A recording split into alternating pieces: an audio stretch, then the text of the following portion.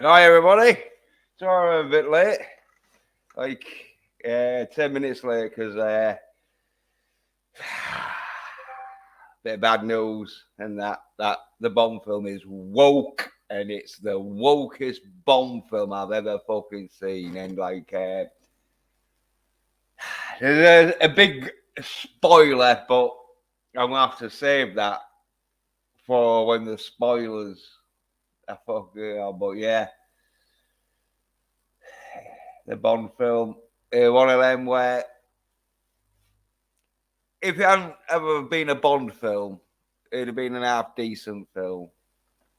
But with it being a Bond film, it was half of a Bond film, I'd say. Because like there was half of the film, like in bits and that was proper James Bond and that, and then there was some bits like a fucking boring fucking drama. Nearly fell asleep. It was so fucking bad. Because usually in Bond films, they won't talk all that much apart from about the mission and that. And so when they're talking, it's about, but uh, I don't. It's already been spoiled if you know, but I won't go into. But there's something else that's in the film, and it turns into a drama. Uh,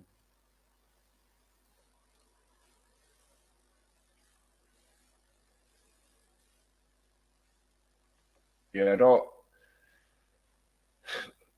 want to spoil it, like, but there are parts of that film where if if you said, "Oh yeah, this is a fucking drama film starring Daniel Craig, where it's all about fucking relationships and all that shit," oh, like, oh yeah, this is shit.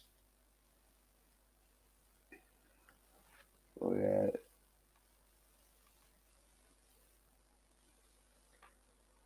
let's get this up. So you know, when I'm doing a review and when I'm doing the spoilers.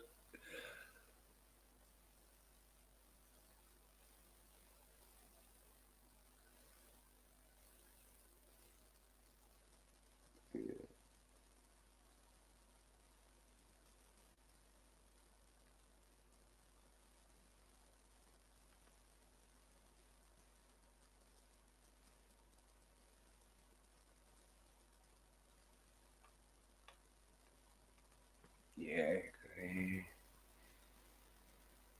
here's a review.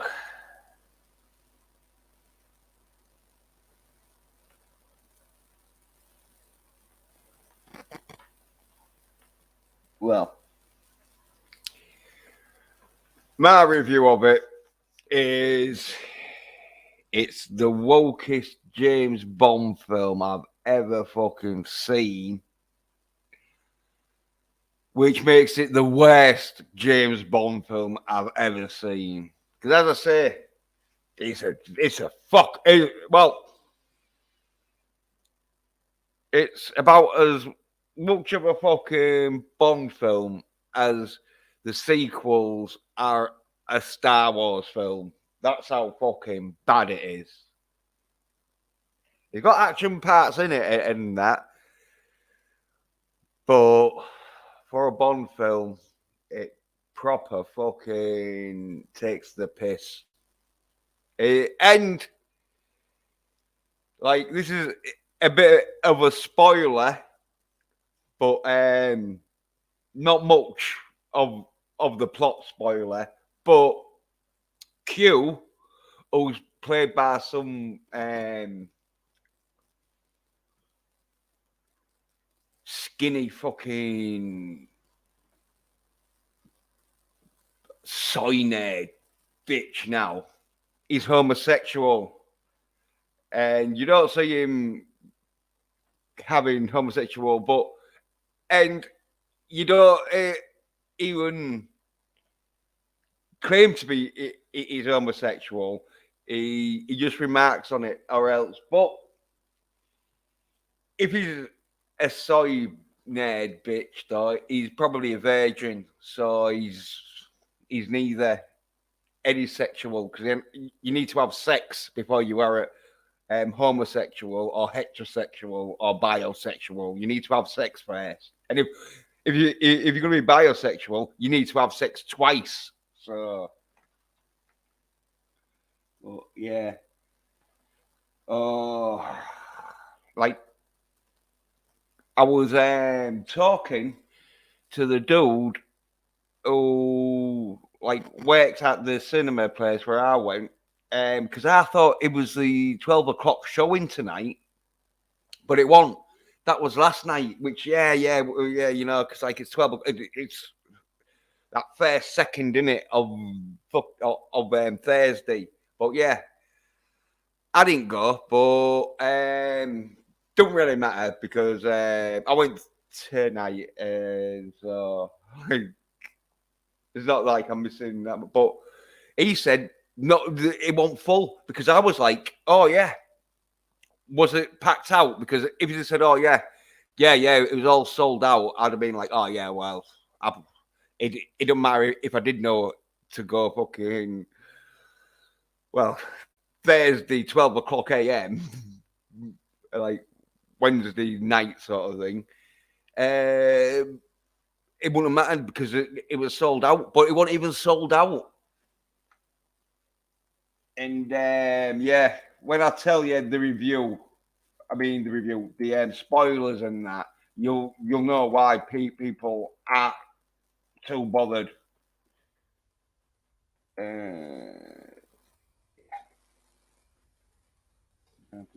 guess. Yeah, here we go. Let's see. Oh yeah, Ben Winshaw. His name is. Oh, I'll just have to share this. Just so you've got an idea of what a homosexual Q looks like. Um,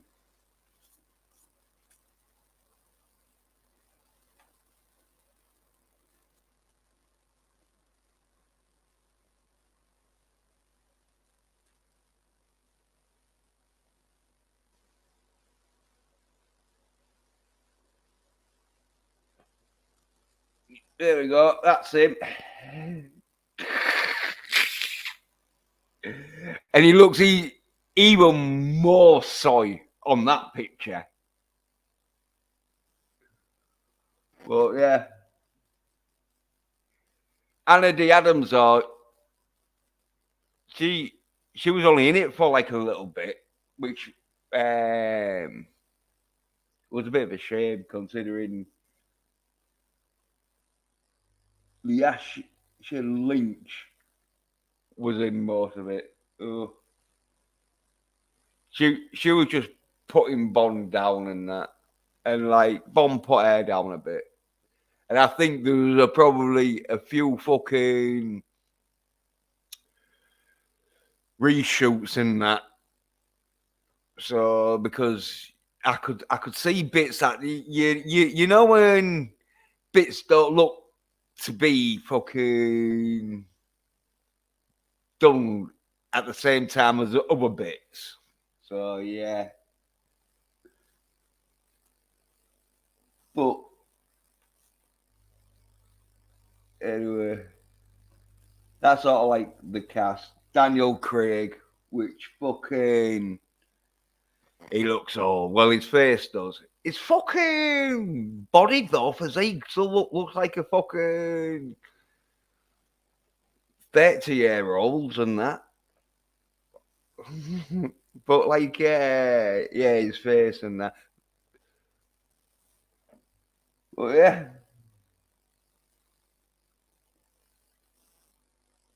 Yeah, Christopher Waltz was in it and that.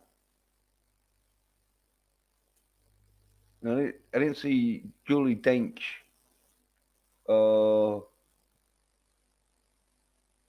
Jabu Bardem or Mark Strong or Helena Bonham Carter.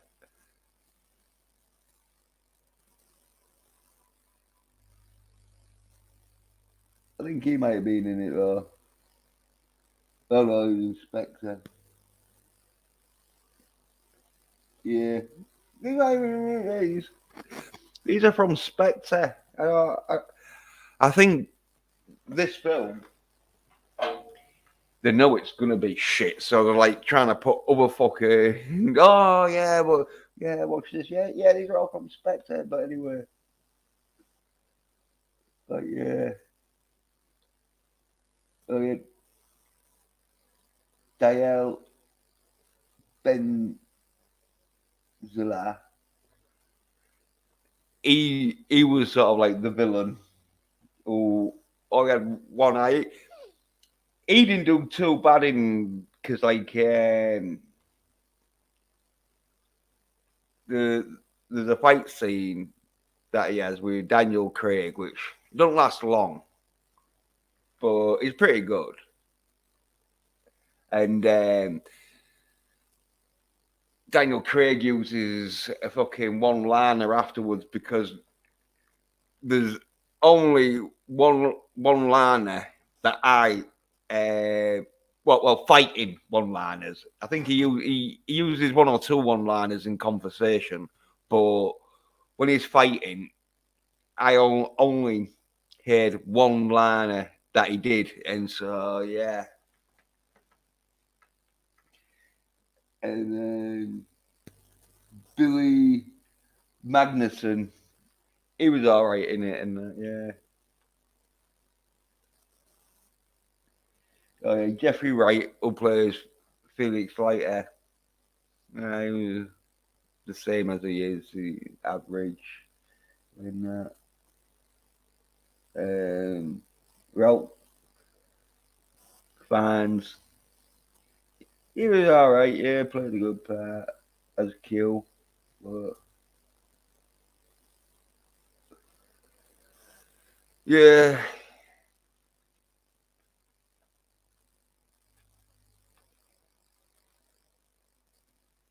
It wasn't great though. It was not great. Okay. So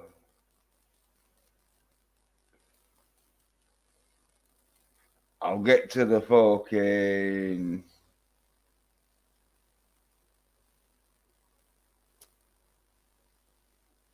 um, spoilers now.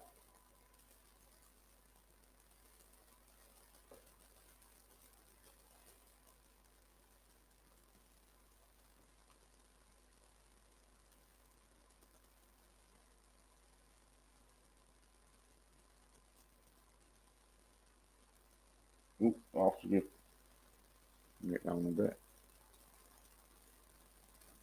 Yeah.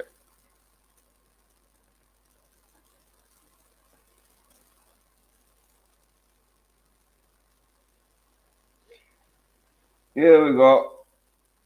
There's the spoilers. Well, it starts off where there were subtitles and that.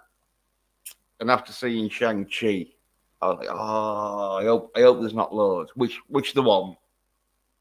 And there weren't really loads in Shang-Chi, but anyway, it starts off with this woman talking to a daughter in that in French, I think it was, and that. And she's saying, "Oh, your dad was a bad man, and that he kills people, and that." And she's like talking to her mum, and her mum gets drunk and that, and passes out. And then she sees some dude at the window in a like white duffel jacket with a mask on. But this, it's the mask you've seen that sort of like looks like an ice puck mask sort of thing,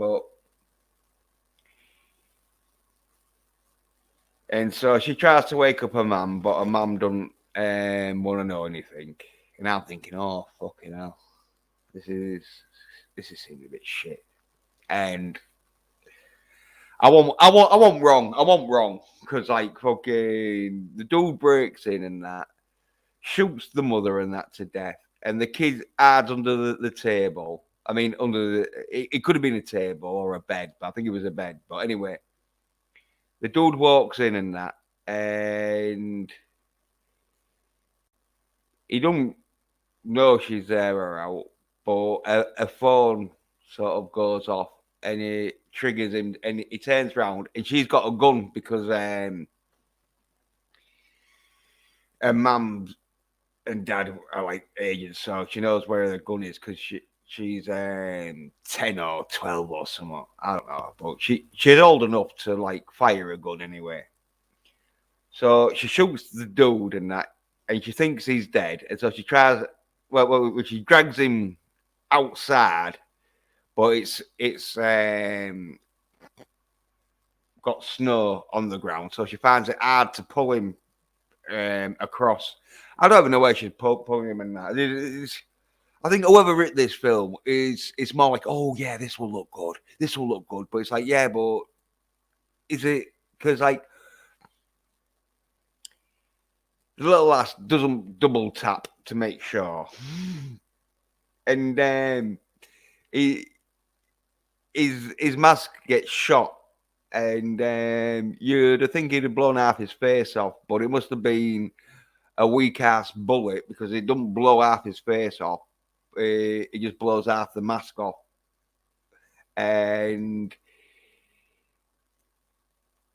he gets shot in the stomach. Well, anyway, he fucking comes alive because he's not dead, and she's all like shitting it. So she runs off onto this frozen lake, and the frozen lake starts cracking and that.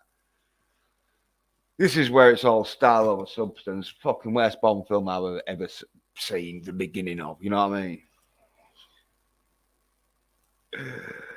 This could have been done after the fucking beginning sort of thing. But anyway,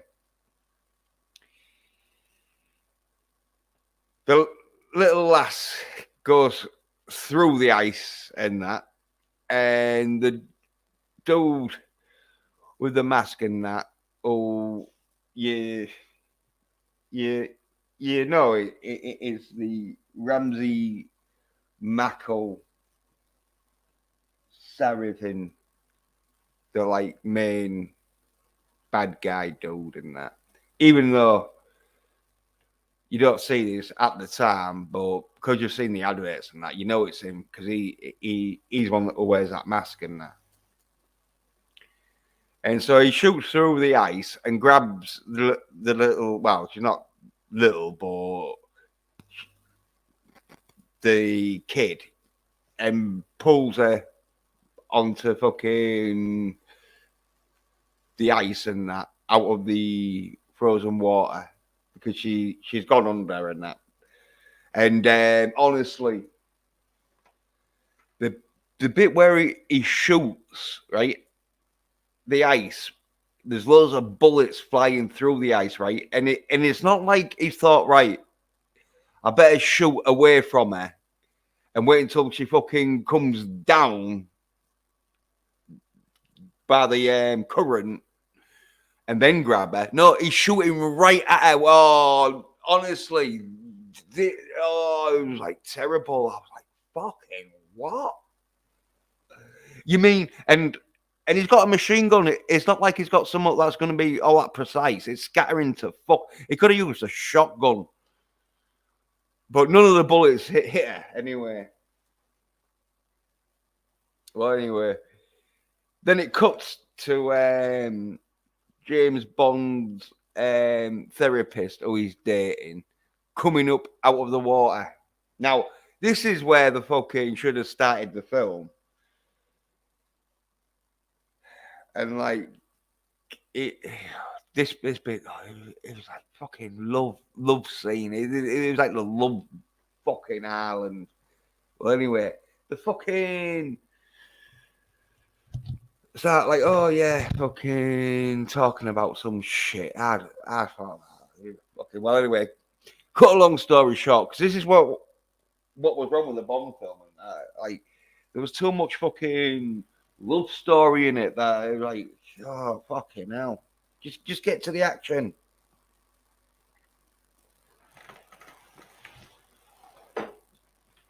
So anyway,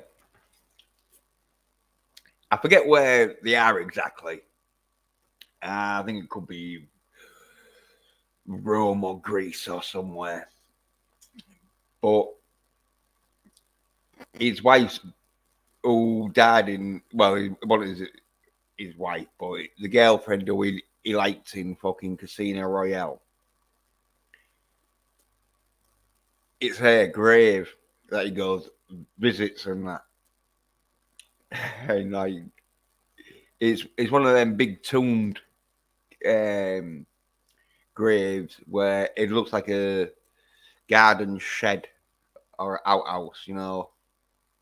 Well, anyway, he sees a Spectre card near the grave, so he picks it up. Right now, this is another bit where I was like, but I'll lay it off and that because, like, then the grave explodes and that, but not enough to kill James Bond, but enough to like throw him back anyway. And then he's all like shook and that, and he gets up and that,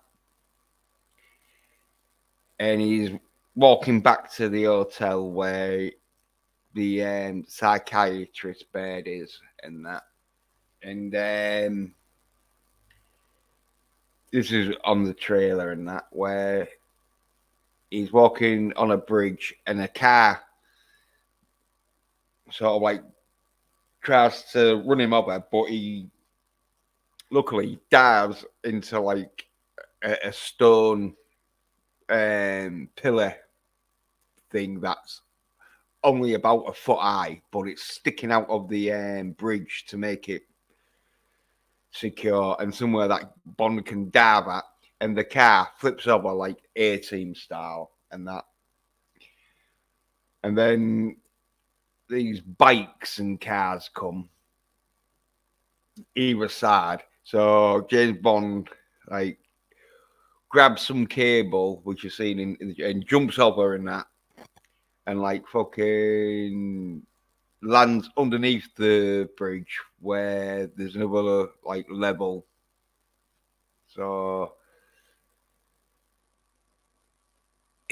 is like two bridges, one above another. But anyway, he makes it to the bottom, and then he runs sort of like off a bit, and then bolts on off a bike, gets on the bike and that, and bends off, and then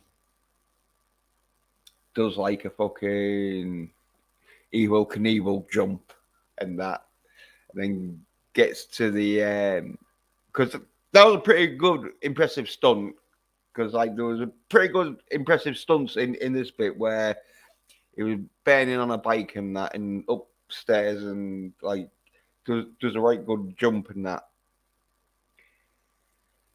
and he gets to the hotel room and that, and he's like, right, come on to his psychiatrist's bed and that, and he gets in the Austin Martin DB7 and that, the old one and that, and like this bit's got this should have been the beginning sort of thing. Well, he's driving around and that, and getting chased and that, and then he gets T-boned and that, and then in the trailer you see it where they're all shooting the shit out of the car, but it's got reinforced glass, so it fucking deflects the bullets and that. But one's getting really quite close and that, because the they know like that grass is going to take ages to pop and that. So what one gets closer, the dude who plays like the main villain because he's got like a false eye, and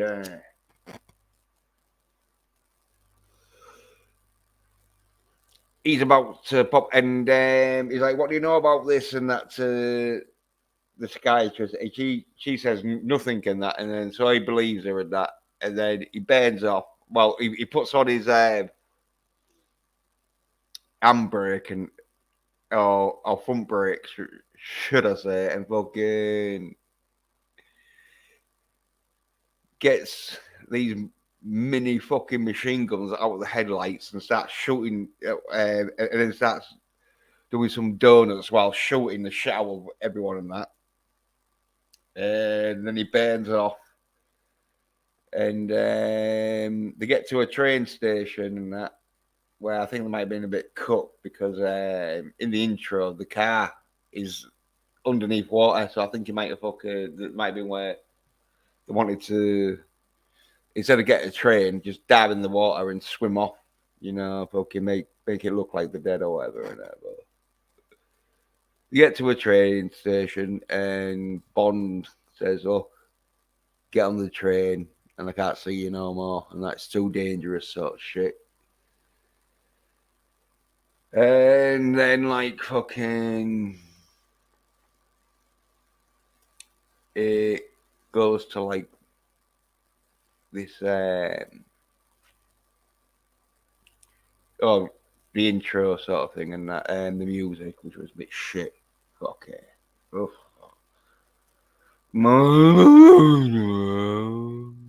Like,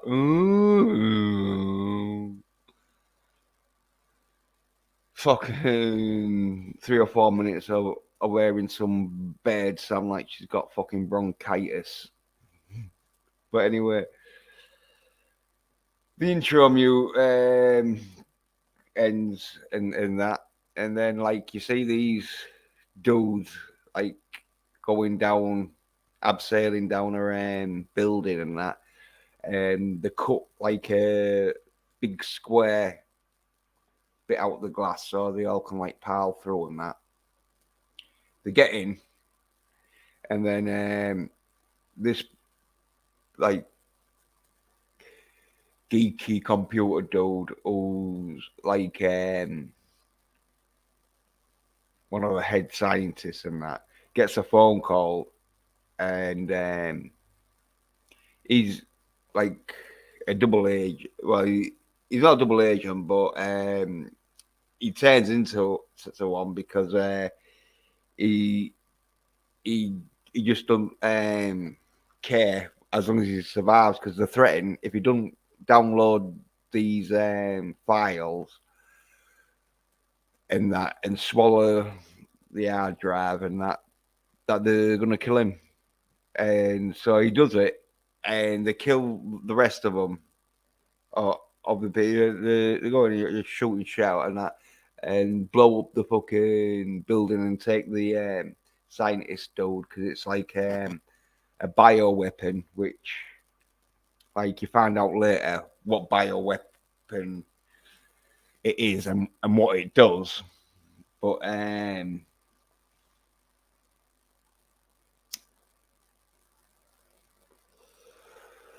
the time you don't know, you just know like they've got this bio weapon and that. So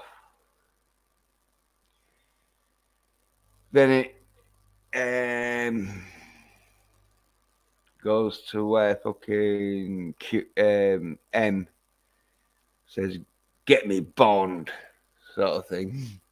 And like they cut the bit out because I think it, or "Get me 007," and then the fucking woman, that black woman, walks in. It's like "Sir" or whatever. But they cut that, but because like they know how shit this film was gonna be, and so it's like, yeah, fucking hell, you want to cut all the woke fucking shout of this because it's woke and fucking enough compared to the Bond films and that. I woke, but when you're walking fucking Bond films, oh, like you know it's gonna be too woke.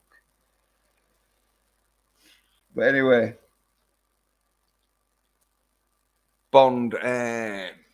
It's how shit the film is. I when the Shang-Chi film, I could remember it because it was like, oh yeah, yeah, yeah. I was like, but the boring parts to this fucking film, so I was like, I might be missing bits out. Can't think, fucking. But yeah, oh yeah, that's it. Bond's fishing and that on a boat, and then he goes back, and there's Felix Leiter and and there would oh no, oh well, anyway, he gets talking to Felix Leiter, and Felix Leiter has got this other dude with him and that, who's like a CIA fucking um, agent, and he's talking to Bond and that, and wants his help because now Bond in MR6 no more. He's retired and that, so Felix Leiter's like, oh yeah, okay, want you to, and I can't remember what he wants him to do. I think it's get the yeah, that's it. He wants him to do it. He wants him to get the scientist dude, the like geneticist and that back with the codes and that. So like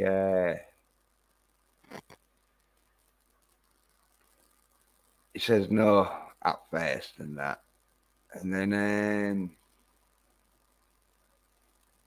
I can't. Oh, he does. Why does he fucking go? Ah, oh, it's how shit the bomb slow bits in the bomb film were. Fuck.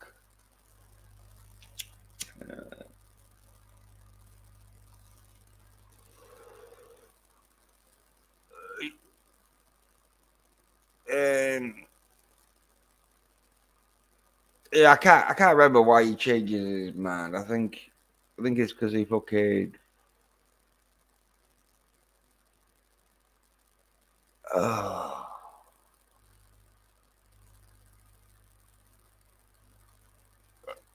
oh yeah, he meets the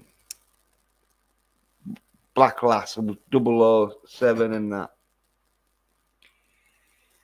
and she like pretends she's just a normal Jamaican lass. Want to live, Mr. Bond? And like Bond's like, all right then, and then she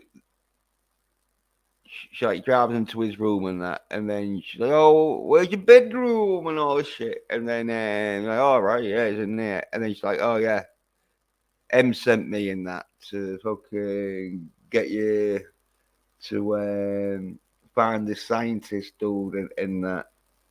So he's like, "Oh no, I don't work for MI6 and that no more." And so she's all like, "Well, you tell um, Q." Okay, so she gives him a phone, and he's all like, "Yeah, I'm out, Q. I don't work for MI6 and that." Yeah.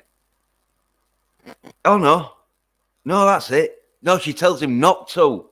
That's it. Yeah, I think she tells him not to go and fucking find the scientist because MI6 is gonna get him in that, and she like gives him the phone and kills like says to him, "Fuck, leave it," in that, and that's when he thinks, "Fuck it, I'll do it," just to probably piss off fucking to say, "Yeah, you can't tell me what to do." Well, anyway,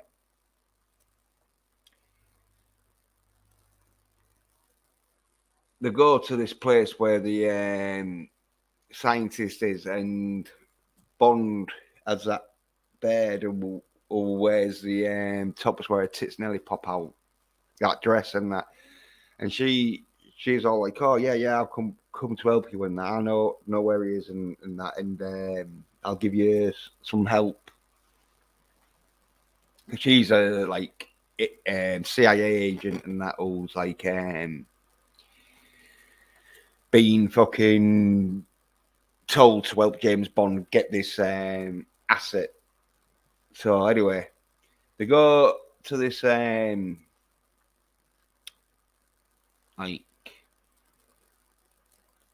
it's like a nightclub, but a real posh nightclub, I think, in that, and where like fancy ball, sort of like, where you got to dress in a suit. It's more of a fucking fancy sort of like fucking dinner do, but playing music and that, and like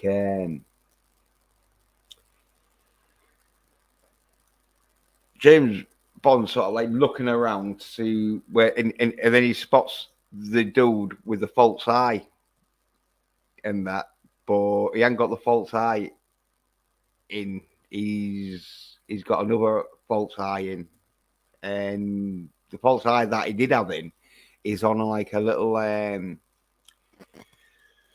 pillow sort of thing, getting like paraded around, and like you don't know this until Christopher Walken, who's playing Blofeld, starts talking and saying, "I can see you, James," and all this. Hello, cuckoo.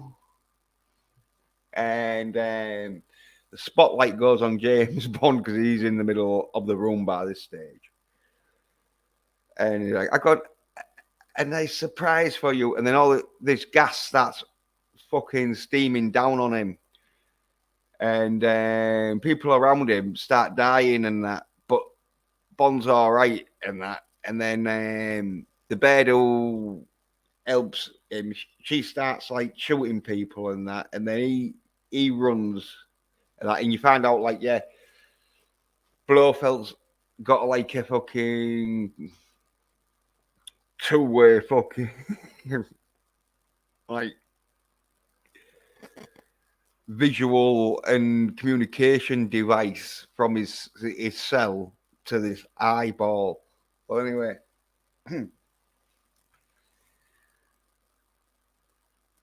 James Bond starts like fucking like running sort of thing to get the scientist dude, but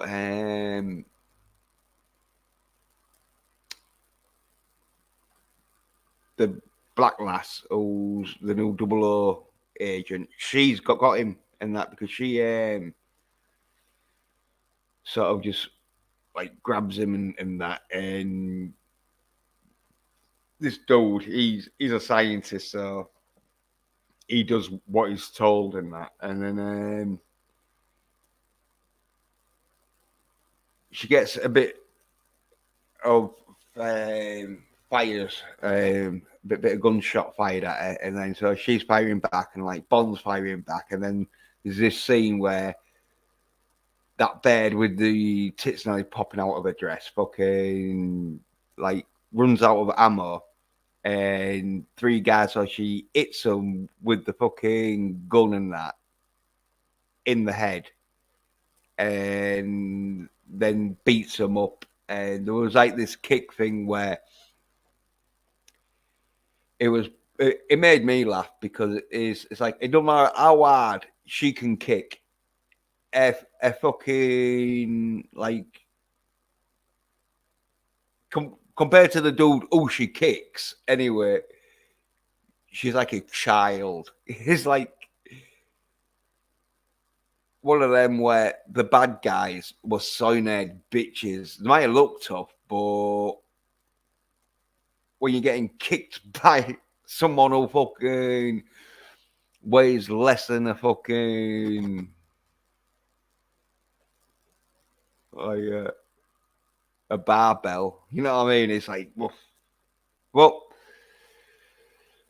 that's the Bond films for you. That's where they have a bit of walk in it, where fucking dudes are getting their ass kicked by like skinny bears and that. Well, anyway,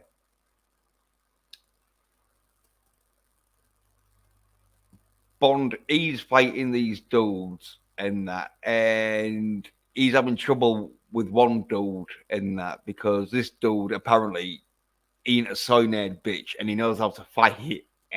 Well, he don't really know how to fight, but he knows how to grab all the fucking James Bond and that, and like, well, they like fall through the ceiling and that. I didn't really see that fight scene all that much because it was quite quick and that a bit sort of one where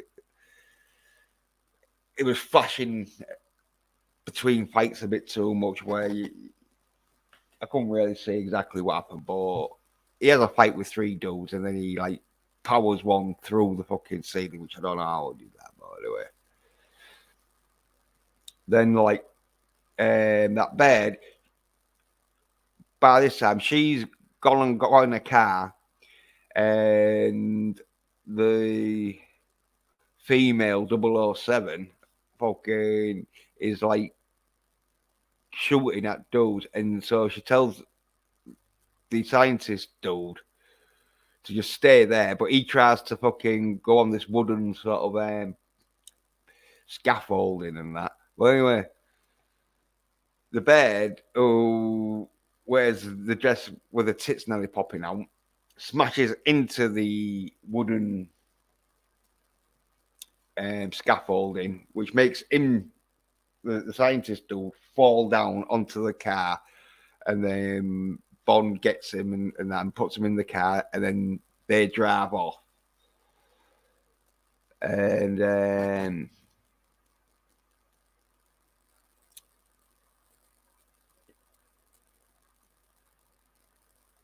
yeah, because like there was some good bits in it, because like all right fighting scene.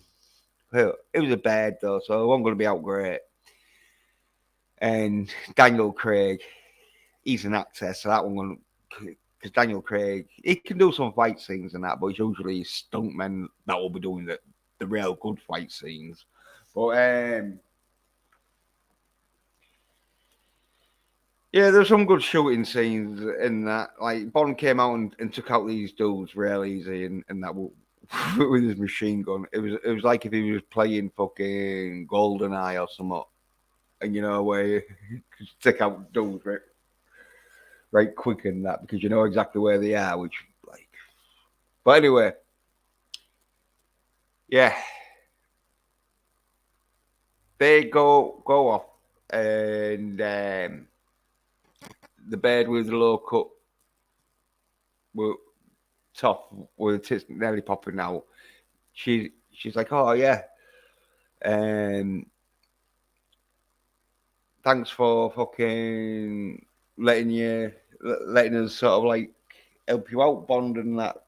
But I was like, oh yeah, well, cheers for helping us, sort of thing, and that. And that's last you see of her, which was a shame.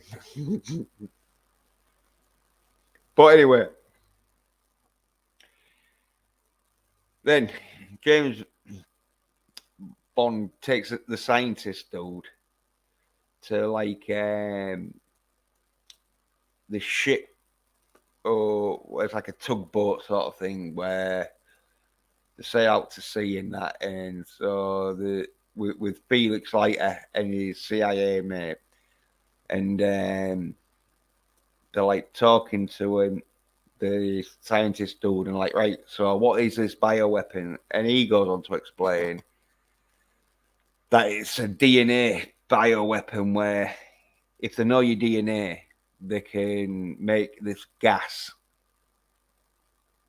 just kill your DNA or whatever sort of form they want to put it in. They can use it as gas or like when you put it on your skin and you touch the people and that. It's as long as it because it's got bio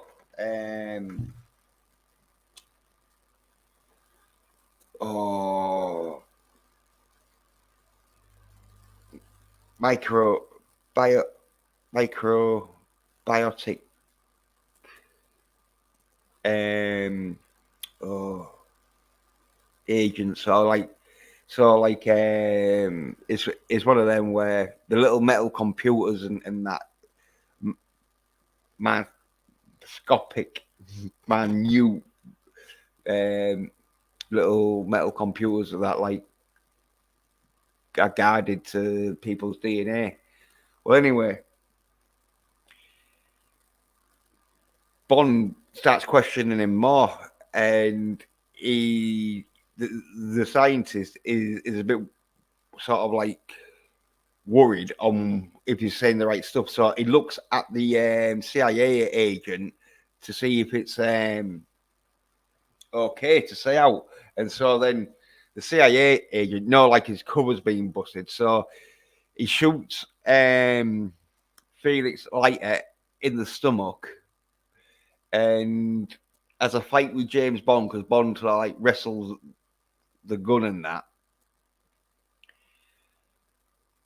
But then there's a situation where the gun's near the scientist, and the scientist kicks it to the CIA agent, where Bond sort of like has to like dive into like the engine room where the CIA agent locks him and Felix Leiter, because Felix Leiter also, when he got shot in the stomach, crawled into the like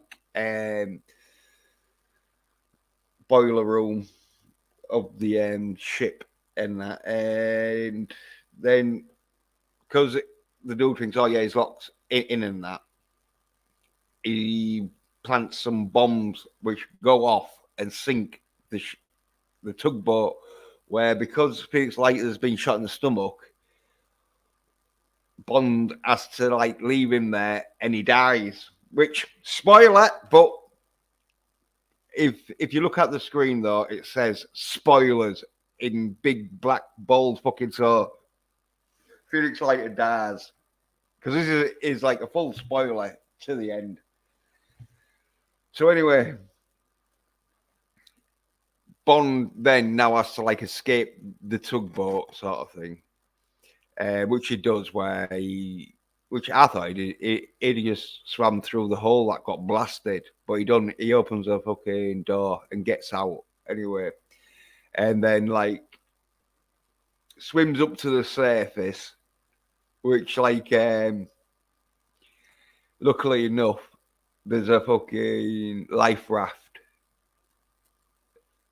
that's like needs to be inflated, but it's floated up and it's right near James Bond and that. So you see him on the life raft and he gets picked up by a trawler and that, or a cruise ship, one of the two. And then you see he's gone back to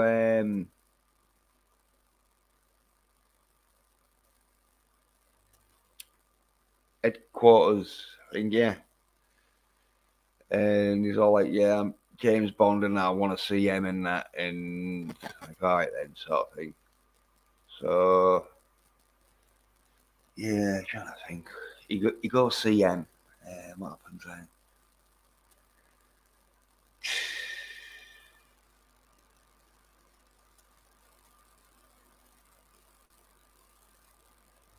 I think I think he tells them not about like what happened to Felix and that. Yeah, that he's dead and that. And oh,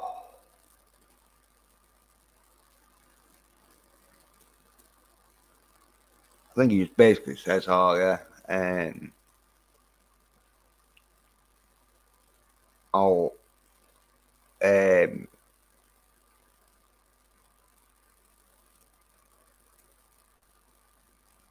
yeah, help you get the agent dude back, I think. And so he goes and about up, and I think M don't want him his help in that, and so like yeah, he so I think he goes, oh, we might need his help. Oh, as I say, it was like a boring James Bond film. Usually, there'll be loads of action in it, and so fucking, but, oh, God.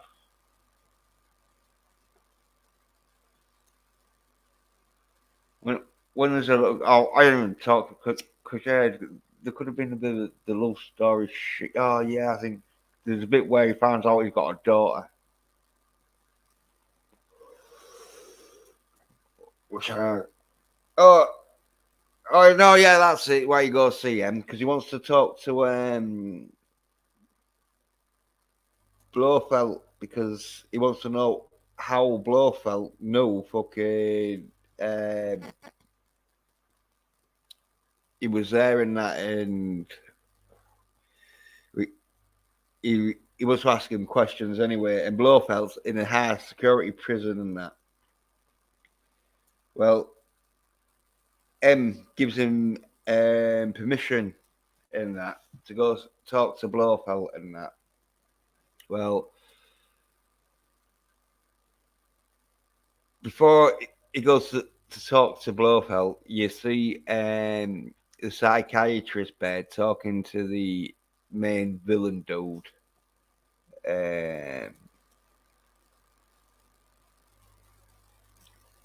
Saffron and that. But he kept his mask on so she doesn't recognise his face until he gives her a present with the mask, and then he explains like, yeah, I'm that dude who was wearing the mask and that, and he need to do me a favour.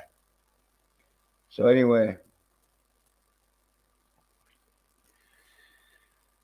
she's all like, I don't want to do it, but he's like, oh, you have to and that shit, or else fucking I'm gonna kill you, sort of thing, or whatever.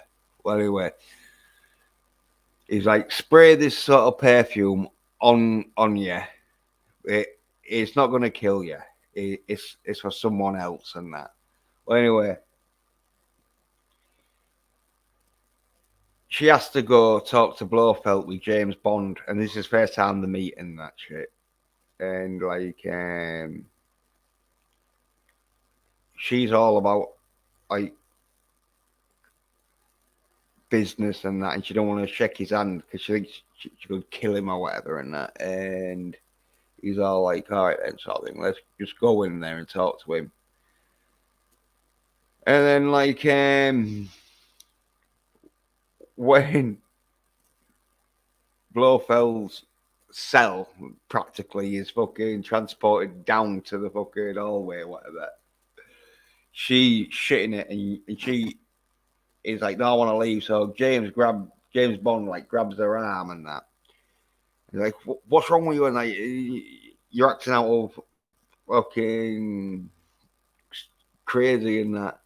And she's like, no, well, I just want to leave. And then so he's like, all right then. Open the door, sort of thing, to the guard and that. Well, the arm that he grabbed had the perfume on, and it thing is later on because when he gets talking to Blofeld and that, he's like asking him, "How come you killed all the Spectre agents?" And he's like, "No, I didn't," and that. And then like he starts playing a bit of mind tricks. So James Bond grabs him by the throat, and then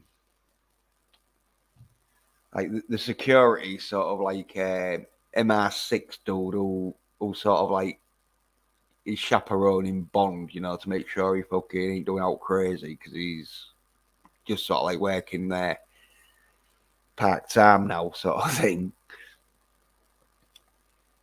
He runs in and he's like, "Get off him now, you know, what are you doing?" And oh yeah, you shit, you're right. And then it turns, and you see Blofeld dying of like these vile fucking cysts and lumps and fucking. I think there's must be some kind of heart fucking respiratory because like there's no blood out, but you stop breathing and that. So he's dead anyway, and he fucking died in like fucking a minute. So it was very fucking powerful and that. So Bond don't get like charged because he didn't mean to kill him and that, and so then he goes to the psychiatrist bed, but yeah, and then finds out she's got a daughter in that. Then oh yeah, what happens?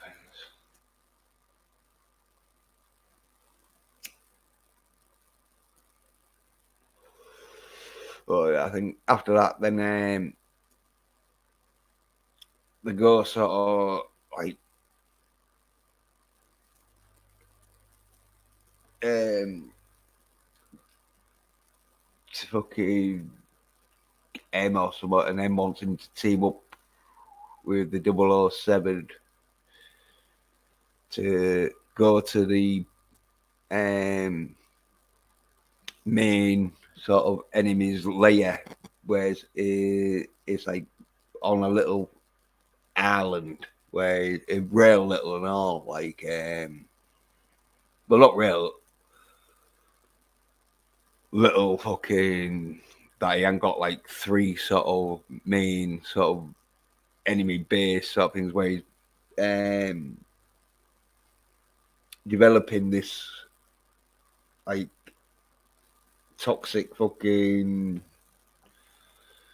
DNA fucking chemical thing where it's like water sort of like in these sort of like tunnels where they build it underground and that. It's one of them where you have to really see it to know what I'm talking about. But cut a long story short on that,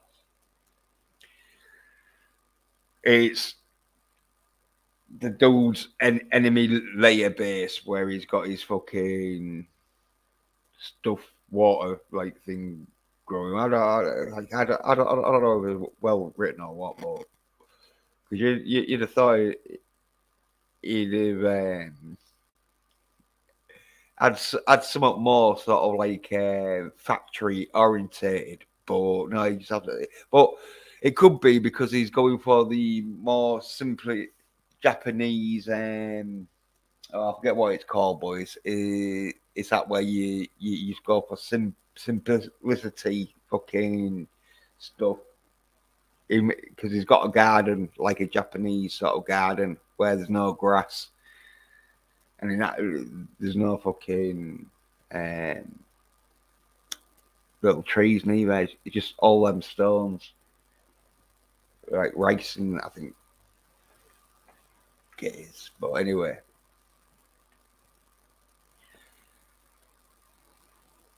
Bond and that gets like a watch that like killed because oh yeah, this bit and all yeah where fucking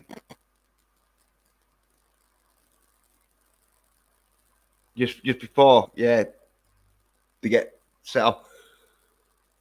Bond goes to Q's house and he's setting up a dinner for two and that and he's acting like it is like a fucking date and that. So you don't know if it is a date or what, but because he doesn't say, but he's like, oh, he'll be here soon, and so he makes out like he's gonna have a romantic dinner with a dude. Now maybe they can have romantic dinners together and not be homosexual. Maybe they're just practicing for when they have a romantic dinner with a woman. But because like Q now, he's a right fucking oh what they're called fucking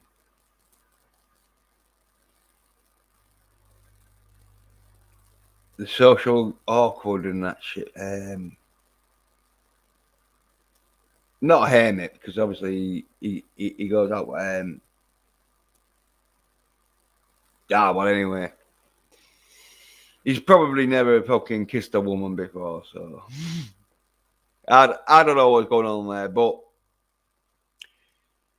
it could be because like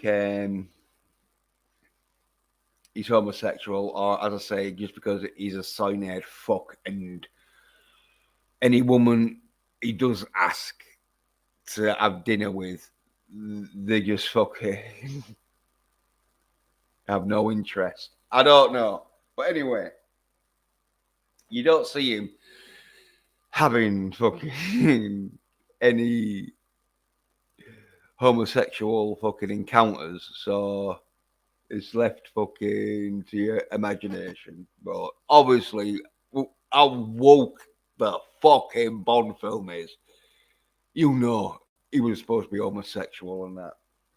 Well, anyway, what else? What else? Oh yeah, that's it. Yeah, so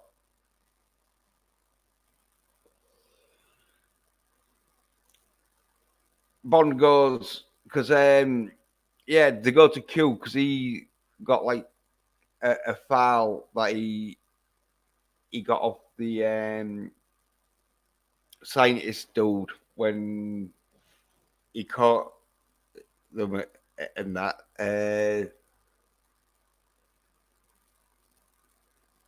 He like takes it to Q or like patches it together with this other bit that they had, and it gives them all the files and that. So then they've got like the base headquarters and that. They know where it is. And that's when it's like, right, Bond, I need you to help 007 because oh yeah, the lass and the psychiatrist bed, they get like kidnapped and that.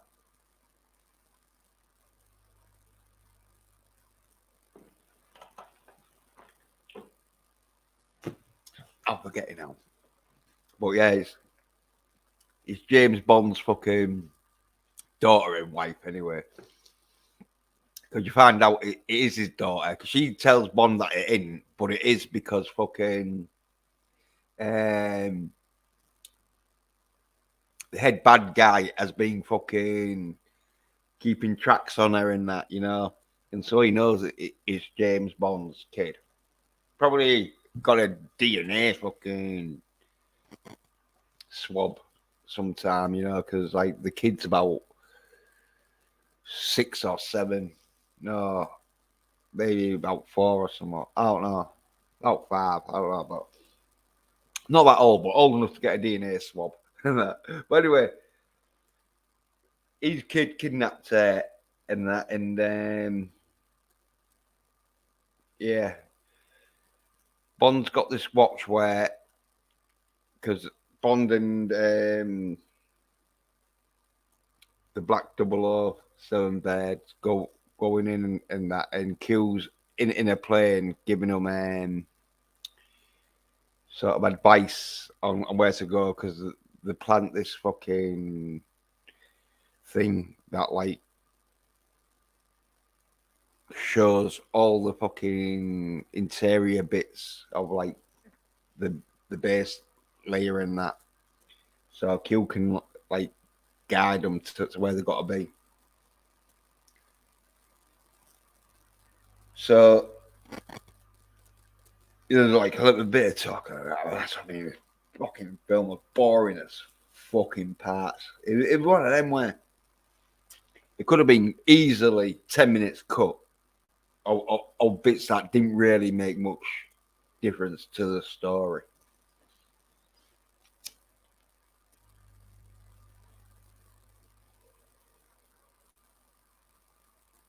Yeah. Well, anyway, she's locked up and that sort of thing.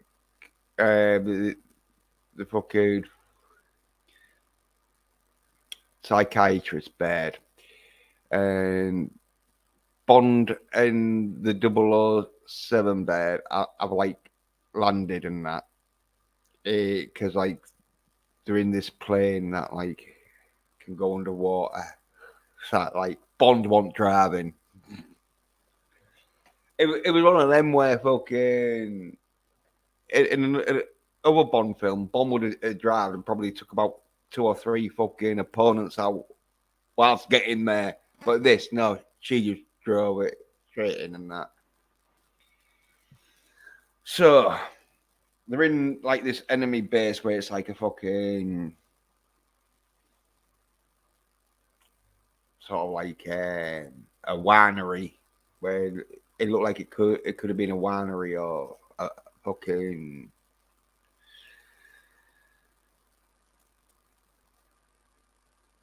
chapel with fucking like underground fucking water. Well, it's not water. It's the chemical whatever ever mixing it with water for some reason. I think it's so they can make it fucking into like fucking water bombs. I don't know. So they just bomb it. But anyway, it's this thing where this film didn't make much sense and that shit. I don't know. But anyway, Bond's in there in 00 Blackbird 7, and they're taking out a few guards and that shit, and fucking like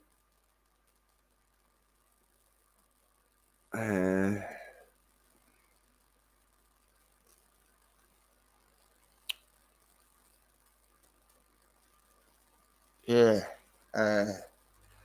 and thingy the oh psychiatrist bed escapes by throwing a hot cup of tea in the dude's face, and yeah, Bond's watch and all it sets off like a fucking high sonic pulse that fries any electrical current that's like close to it. So he like opens all the like electric locks and that with it and that, and like he shoots a few people and that, and fucking finds the psychiatrist bed and that, and then he's like, "Where's the kid?" And she's like, "Oh, he the bad guy, the lead bad guy, took her upstairs." So then Bond goes upstairs, but there's dudes with guns and that, so he has to put the gun down. And he's like talking to this is really fucking boring, but talking to the head bad guy and that, and he like tell Bond that it's his kid and that, and fucking she lied to him and that, and he's all like, "Oh, I'm sorry," and that starts apologizing, but gets his gun, shoots the guards, and that real quick. But before he can shoot the head bad guy, the bad guy has like a trapdoor where he just goes down in it, and Bond is like, "Oh shit!" He has to like go down the stairs and that, and this is like a secret exit for the lead bad guy and that, and he's got the kid, but the kid bites his hand, and so he like says to the kid, "Look, if you don't want me to protect you, then run along." So the kid runs along.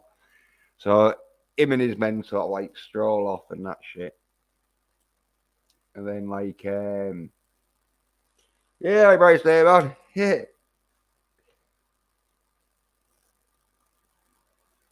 Saying, "Hey, yeah, man. Yeah, back at you, man." Yeah, yeah, just talking about the Bond film and that, man, getting right to the end and that, where a big massive spoiler in that. But yeah, anyway, so Bond goes down and that, finds the psychiatrist bed and that, and says, "Oh yeah, he's left with your daughter. Let's go ahead and find the fucking exit where the secret exit and that." So they're looking around and that, but they don't see but shoot a few guards and that, and then they found the little lass and that, and then the little lass and the psychiatrist bed and the female 007 bed and Bond go to like this dinghy thing where Bond's like, "Look, I've got to go back and finish it off. So you just like sail out of here, and I'll meet up with you later." So anyway, they sail off and that. Which this is where it's like, oh yeah, most of the film was pretty shit and that, but this bit was like, oh yeah, Bond's by himself now. He's gonna fucking kick some ass, which he does. Because like then Bond's like, right, he's got to open these oh, I forget what you call them, but silo dome sort of like hangers where they're on the floor instead of like on a side of a building. So he's like, right, I open the like silo doors sort of thing, and the missiles can fucking go through the doors into the water or this chemical supply. That, oh yeah, the Blackbird kicks the scientist dude in and kills him, and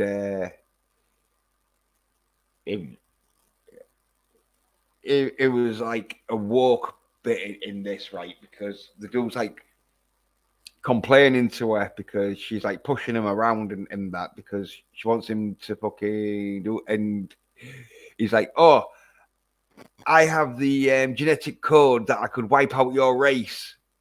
And then she's like, "Oh yeah, well then fuck off and die," sort of thing. And she bolts him into the sort of DNA fucking poisoned fucking bioweapon, and it kills him. Because maybe I think this bioweapon is for every fucking DNA. It could be that, and then like whatever fucking DNA they want thingy, they have to like get rid of the other ones. But anyway, that was woke as fuck. There was no need for it. It was one of them bits where like, oh, and I forgot.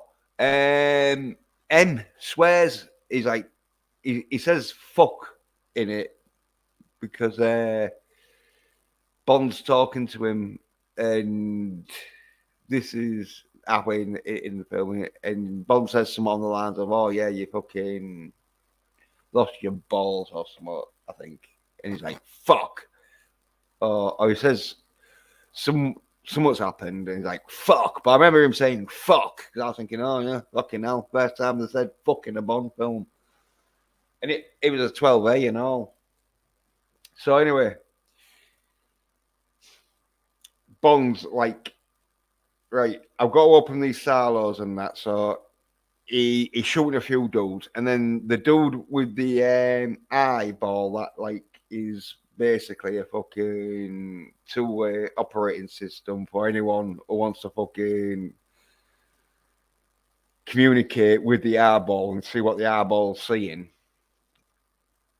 As a fight with Bond and that, and it's not much of a fight, but Bond gets him in like a chokehold, turns on the watch that does a high-powered frequency that explodes the eye, that because it's a fucking camera and that shit.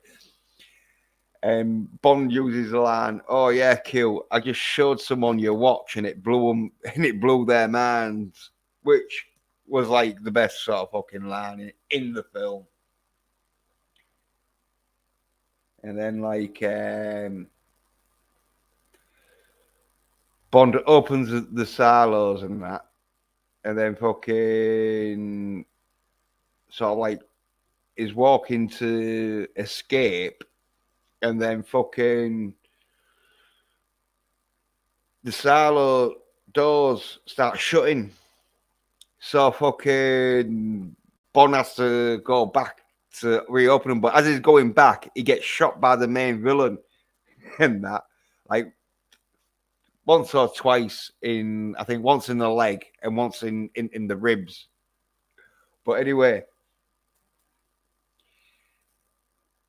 Bond is a bit fucked in that, but the dude, he's a right cyanide bitch. So he walks up to Bond and that, but Bond just like charges him, takes a shot to the fucking shoulder, but fucking manhandles the cyanide bitch, breaks his arm, and then he sort of like starts talking, you know, like they're doing a Bond film where it's all like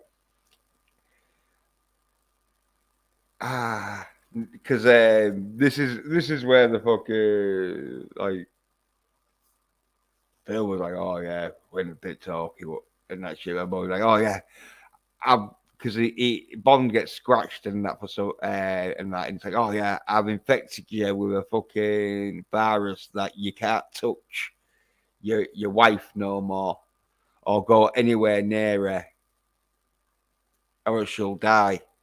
And it also goes for the daughter because she'll have the mother's DNA. Well, anyway, Bond's like a bit pissed off, but he just gets the gun and shoots.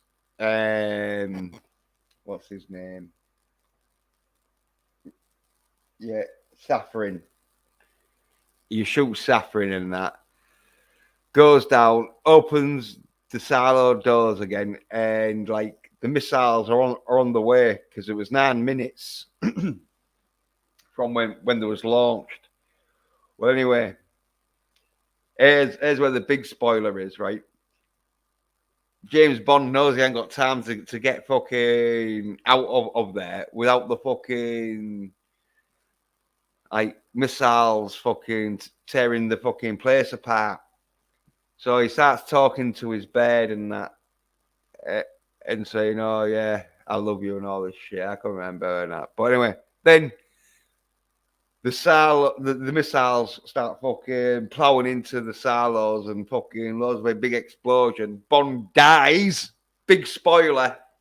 Bond dies. It's like fucking hell. The worst Bond film ever. It's like when you're killing off James Bond, you know it's going to be the worst Bond film ever. Well, anyway, then there's all like fucking M007, female 007, and Q, Moneypenny, and then the security guard dude, all giving a toast to Bond. And then you see fucking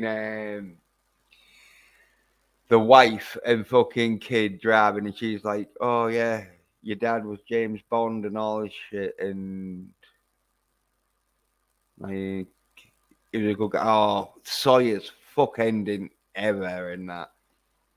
Worse, more Sawyer than when it fucking Majesty on a Majesty Secret Service, and he nearly starts crying.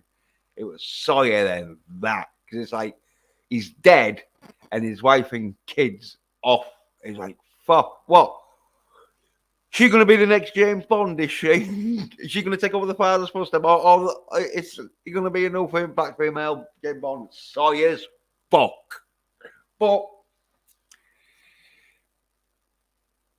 I stayed to the end because it was like one of them films where or one of them seasons where you know it's coming to an end because they couldn't even be asked to fucking do a different theme song for the end. They just played All the Time in the World by what's it called?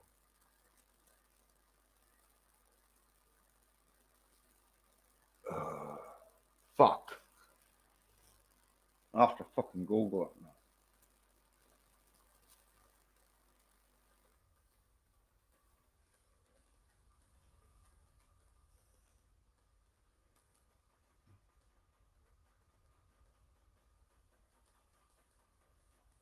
Louis Armstrong, that's it. They just play the Louis Armstrong number. And then a bit of like the Bond theme sort of stuff. That was fucking terrible ending. I did stay to the end though, and it did come up with James Bond will return.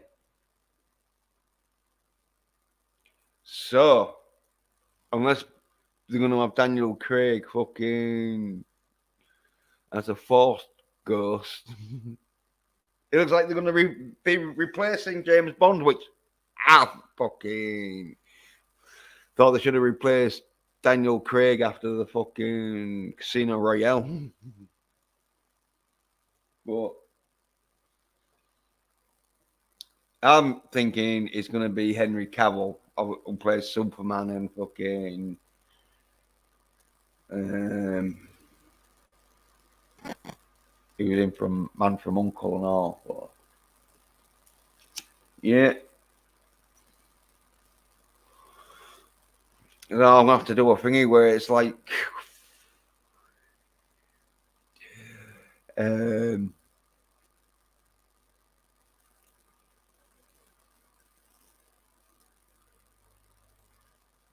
Bond's got a daughter. Q is homosexual. Oh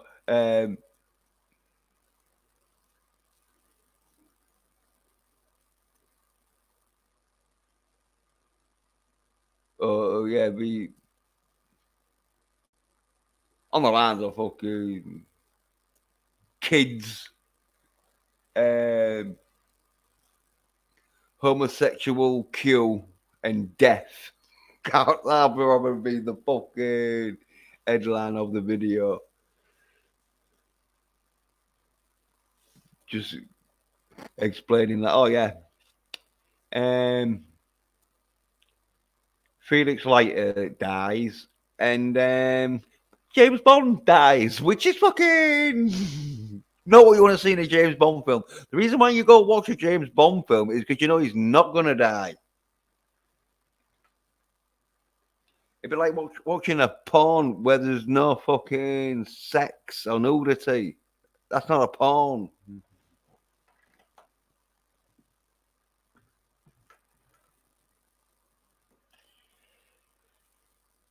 But yeah, fucking, I'd say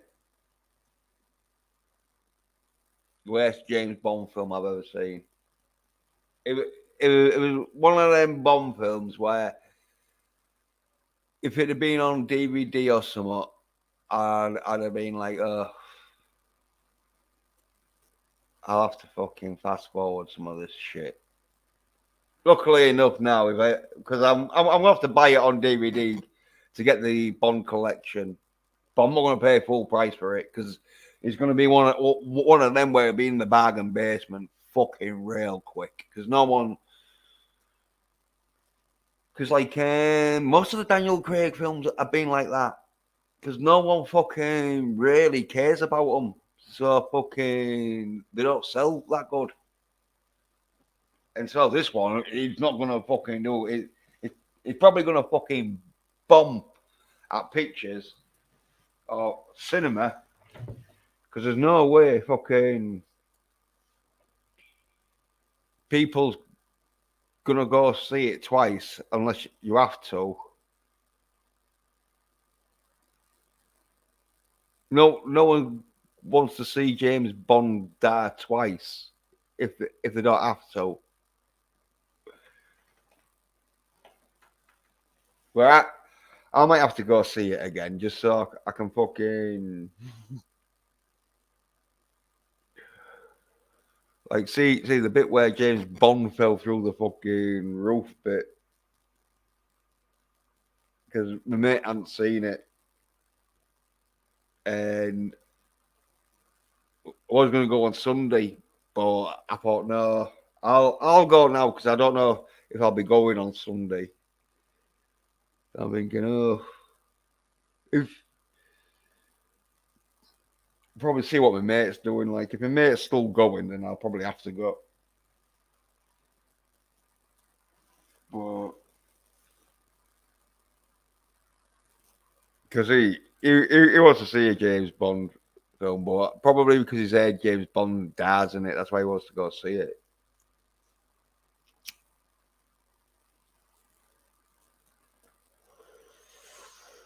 But I don't think he's much into James. Well, it'll be one of them where you'll be able to tell if he's a James Bond film fan because when they come out of cinema and they're all like, "Oh, that is the shittest James Bond film I've ever seen in my life."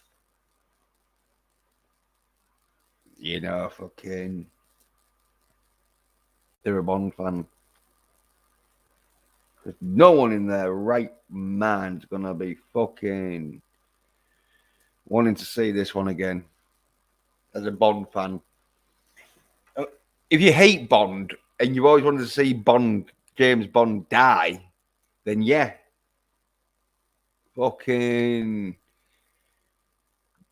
this is the Bond film for you. But yeah, there's no way though, because this film's gonna do bad, so there's no way you're gonna have a black female Bond who was in this film. There's no way she's gonna be taking over because fucking is gonna do fucking shit. This not as shit as Black Widow, but fucking it'll probably be nearly enough.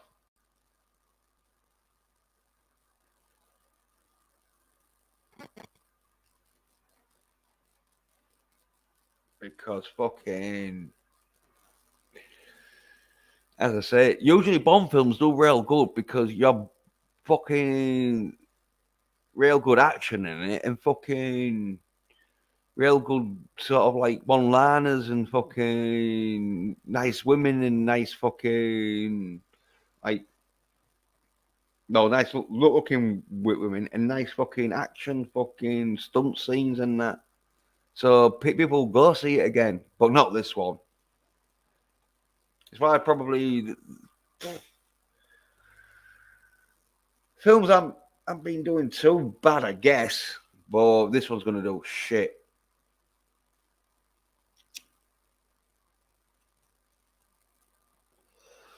Because maybe fucking Daniel Craig was like, right, well, I'm not going to do James Bond unless you kill me off so I can fucking be reassured that you're never going to put me in a shit James Bond film again.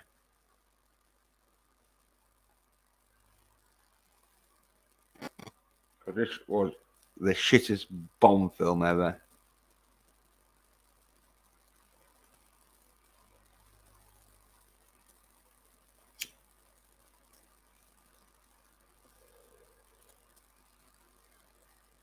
I was hoping,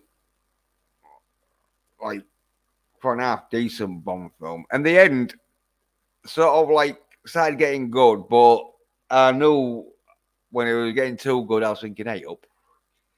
Because, like, if they'd have bringing it, got Bond to fucking escape in that shit, man. Because that could have been another good 5 minutes of fucking excitement where, I don't know, it'd have had to fucking got on a fucking boat or whatever and fucking ride some waves or whatever. I don't know. Or maybe use a fucking portable jetpack. I don't know. Depends what you want. But I know some of that they should have fucking got him to escape at least.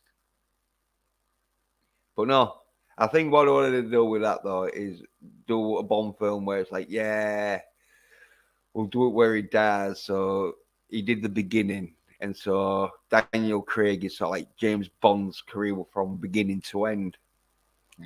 Well, which is not James Bond. James Bond does not fucking end. He always will return. Which, as I say, they did have. James Bond will return at the end. And as I say, it's probably going to be Henry Cavill, because it'll be one of them where if this film makes a fucking billion odd, then they might think, oh yeah, we can do it with the fucking female bed, the 00 female bed, or wear some shades that, like, even people that are good looking, because she's not real ugly, but she's not that good looking. But even people that are real good looking couldn't really pull these shades that she wears. And she wears it, and it's like, oh, fucking hell. You want to make this film look more fucking stupid? I'll have a look to see if there's a picture of her in the shades.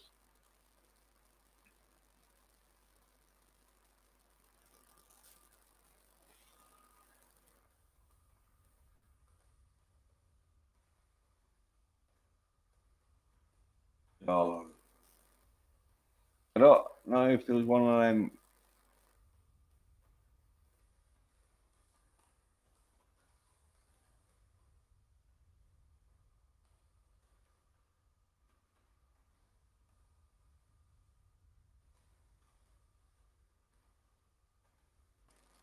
Oh, just gonna be fucking. Uh, fucking hell.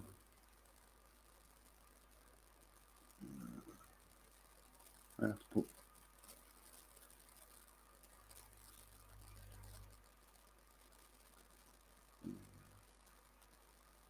Yeah, fucking. Um, put female 00.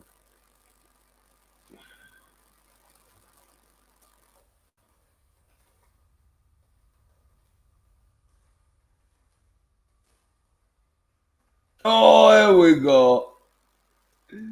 Here we fucking go.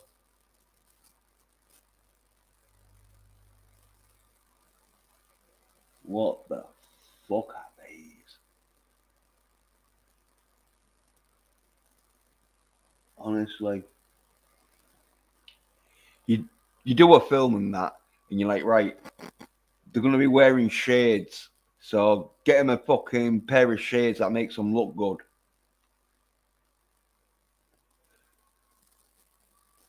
Would you have picked fucking then? It's like, what the fuck? Is she having a laugh? Do they flick up or something? They look like 3D fucking. Like, has she just been to see fucking 3D movie? Have forgot. Yeah. Fuck it. Oh, look at that though. Look at that. I don't even think it's like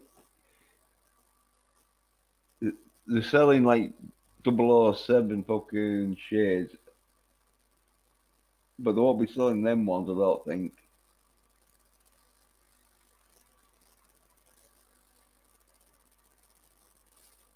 No, I'm not seeing them. Oh no.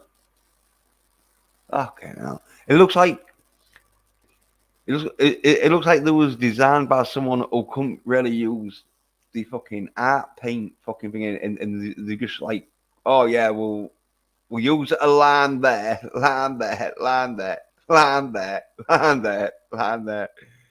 Yeah, fuck it. Let's not fucking shape them like the support. Oh, honestly, I think that might have been one of them fucking inside jokes, maybe, where it's like, oh yeah, wear these.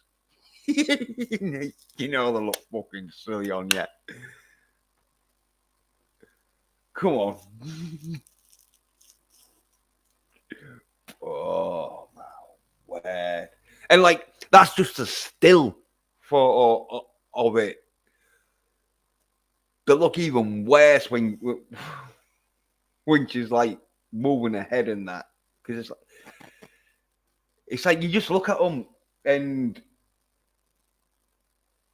if she was in the room and that, you'd be like, where do you get them from? Because I'm not fucking going there. Because I'm not going to be shopping there for my shit. But yeah.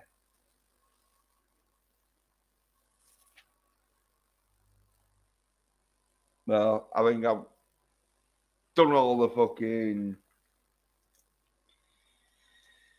spoilers and that. As I say, the big major one at the end, which I can't go into because I ain't got my spoiler thing up. But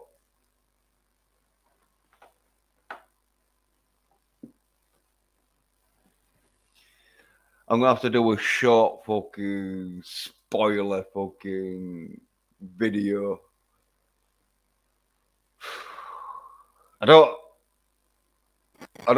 really want to do it too soon because I might get you spoiled the fucking film for me. So I'll have to put fucking big spoilers on it, you know. Make sure like the fucking see that. Oh yeah,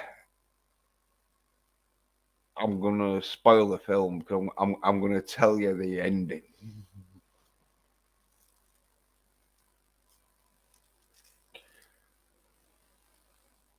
But yeah, I don't think I've missed out from that. Sorry that I was pausing a bit now, but if you go see that Bond film and that, you'll know what I mean. Where there was bits in it that bored the fuck out of you. And I'm not saying that fucking there in bits in Bond films that are a bit boring, but there's fucking loads of it in this. That are like, oh what, oh, you know, them long fucking drawn out fucking. Oh. I mean, that's why Bond films was so fucking sort of like not drawn out because it didn't really deal with much fucking emotions around. It was mainly the emotions was taking over the fucking world, and the emotion to stop it. They were the emotions going. Oh, this one, oh, it's like family fucking affairs. Fuck.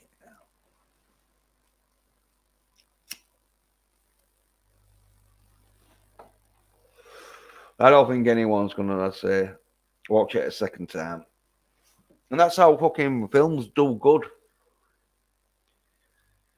When people are willing to go pay fucking money to go see a film again, rather because they liked it the first time they saw it, or there was so much action and fucking like comedy that was making people laugh that they want to go see it again because they missed half of it because they're either laughing too much or they're watching other parts of the screen where action was going so.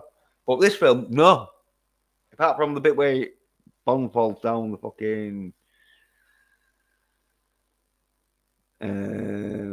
well, he falls through, not down it. He falls through the roof with a dude.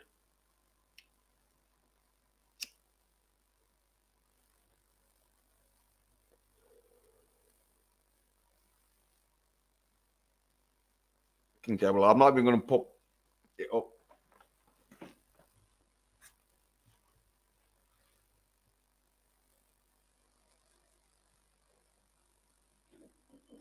I'm not ashamed of it. I'm like, no.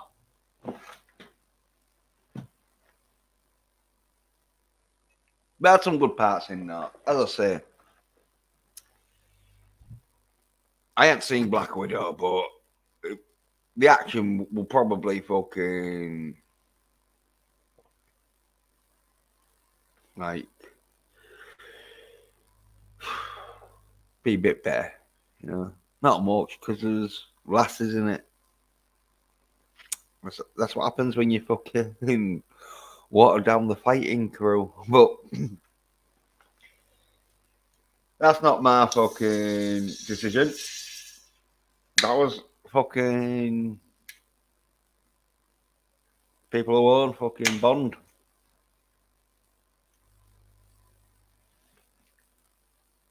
It was originally Bond and that.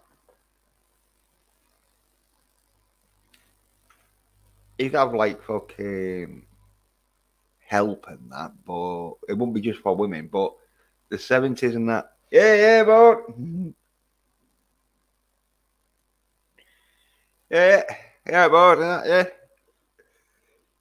yeah, just finished the spoilers and that. So, but I have just going into like a bit of the what I thought and that because I was saying like in this the women do a bit of the fighting, but luckily enough, Bond does do some fighting, so he ain't totally cocked. Is because like I was saying like oh yeah, if if Bond fucking is screaming like a bitch curled up in a ball in the corner, and the women are all fucking protecting him and that, then yeah, it'd be like really too woke that I'd have walked out. But Bond does fucking kick some ass in it. So it's one of them where fucking he got cocked a little bit, but not a lot. He got about as much cocked as he has been in other Bond films. Oh, there we go. On a scale of 1 to 10, 10 being real good, 1 being shit, how woke was it? Oh, 8, 8.5. It's like the only bits that stopped it from being woke was that like James Bond was kicking ass and fucking making sure like fucking he completed the mission and that shit, man. You know, he didn't get the birds to do it. He wasn't like, oh yeah, I'll tell you what I'll do. I'll wait on over here while you go over there and save the world. It wasn't that. At least he did fucking but hey Born. Here's how woke it was, right? Fucking yeah, it's a spoiler, but I won't tell you the plot line. I'll just tell you, right?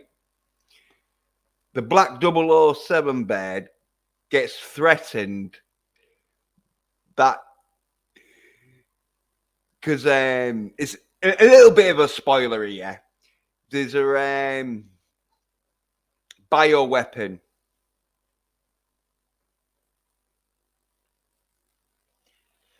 Yeah, what a shame. I don't want to watch any movies or shows.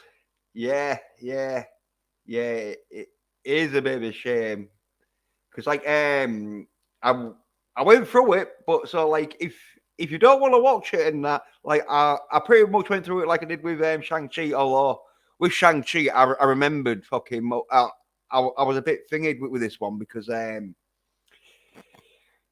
it's not only woke, but it's fucking boring and all. It's the most wokest, boringest fucking Bond film I've ever seen because it deals with relationships and that. And I don't want to spoil it because you might not know, but it's more like a drama. Because where Bond films do have a bit of drama in it, but this one's one of them fucking gaily dramas where it's all talking about emotions. It's fucking James Bond. He's got a license to kill. What emotions is he gonna really need? Not much, or else he's gonna be like, oh, this license to kill's weighing a bit on my shoulders. The only emotion he needs is to save the world. But yeah, but the walk bits, right? really, this was like the major woke bit. The Black 007 female bird gets threatened with a biohazard by this dude that he wipe a race out because the bioweapon. It's a bit of a spoiler, but this is a good spoiler though because you always want to know what the threat is. They develops a bioweapon that you can DNA fucking find it so you can take out anyone's sort of like family and that by their DNA and that. And so she gets threatened that full fucking race is gonna get fucking took out and that if they wanted to. So she like kills him. It's like fucking hell.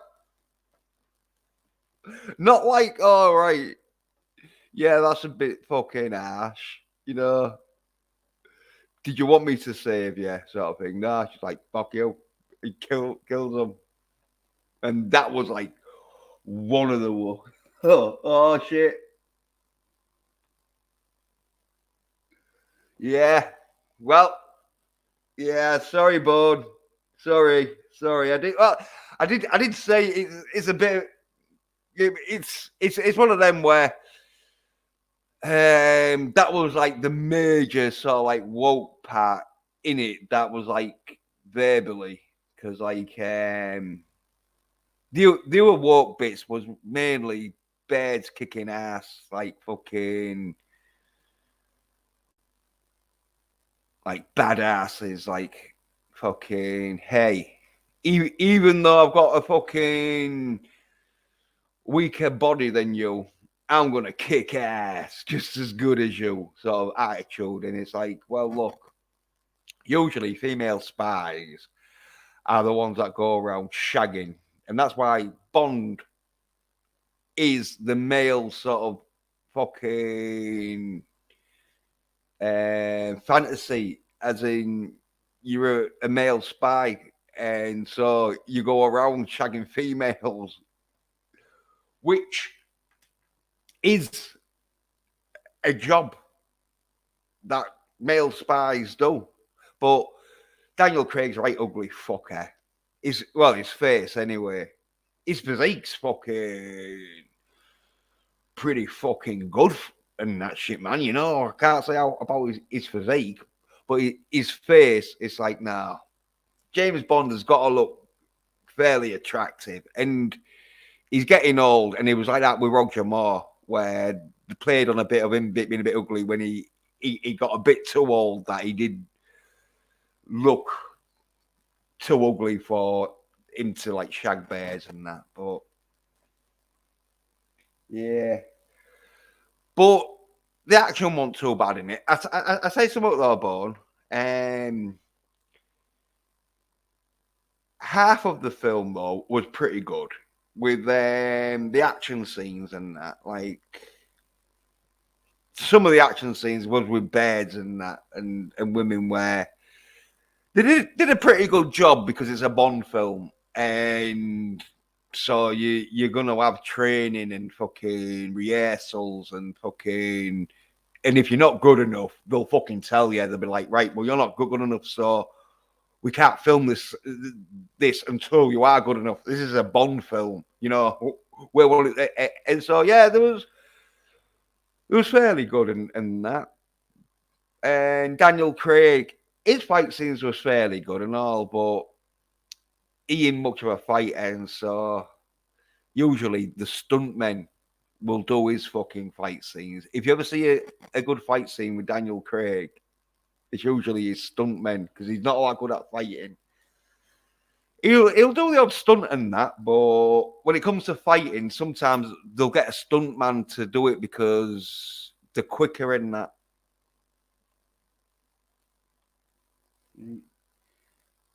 Did you go? Yeah.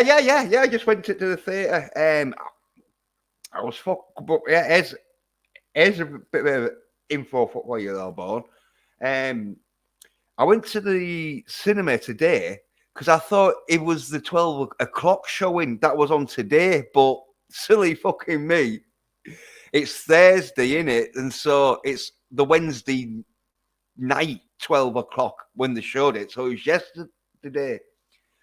So I said, like, oh, was it full? And there was like, oh, no, there's some seats left. And I was thinking, oh, well, for a like premiere fucking showing of a Bond film, it's usually sold fucking out. And so that's why it ain't going to do good. I don't think it's going to do that good.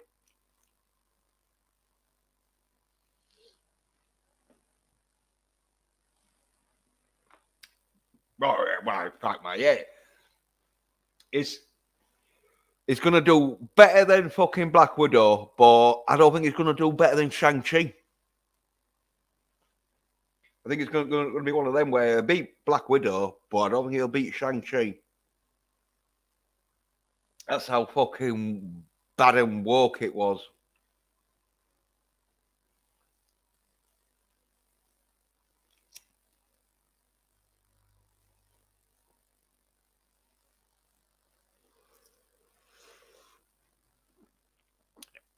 I tell you, if I'd have like fucking not wanted to like fucking get the word out, you know what I mean? Because like I'm one of them people that's watched all the fucking James Bond fucking films. I read a few of the books and all. That's how fucking much I fucking love the Bond fucking franchise. So I'm not saying I'm the best fucking person with Bond knowledge, but I'm fucking pretty up there. And so I knew I had to go see it to see how woke it was, and it's fucking real woke. I don't know if Bone now is fucking just hearing me fucking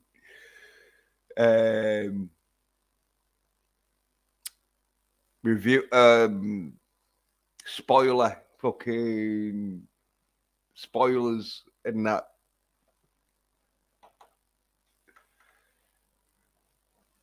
Cause yeah, it's one of them where don't want to watch it and that. So there's some good fucking thingy though.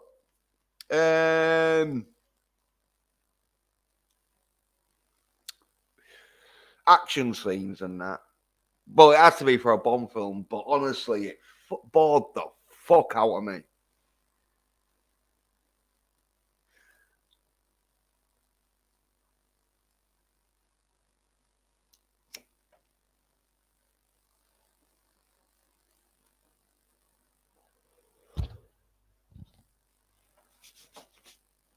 Because yeah, fucking the theatre I was in and all, it wasn't a big one neither. I think it was about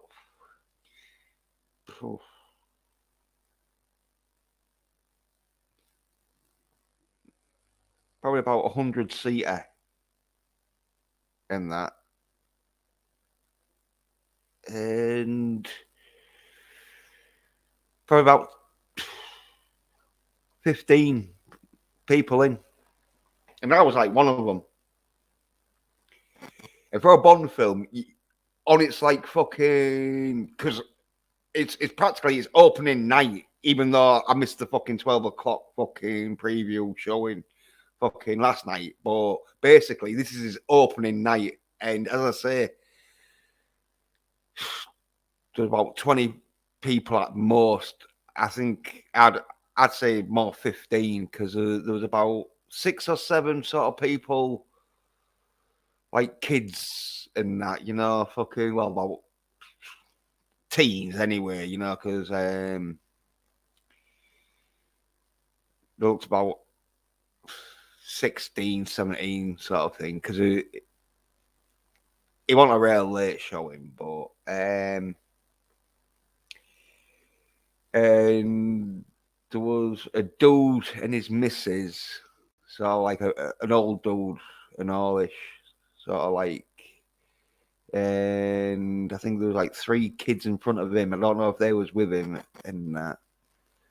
And there was me and another dude, and I think there might have been 2 or 3 others. So yeah, about 15 people in 100-seater because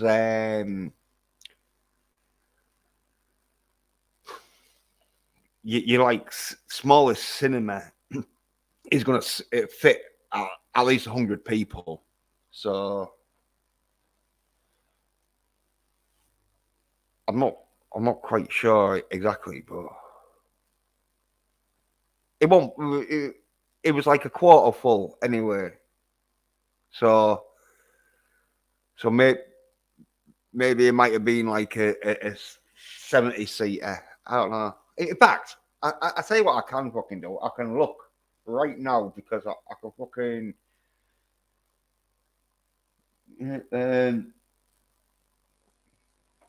Was the music good? Did you ever? Oh yeah, yeah. The music was really fucking good at the end because they played "We Have All the Time in the World" by Louis Armstrong. And they want an after credit scene, but the did have, because I stayed right to the end, and they did have, which is a spoiler, which I'll just have to fucking put the spoiler window. Oh, yeah, spoilers. Yeah, right at the end, it did say James Bond will return.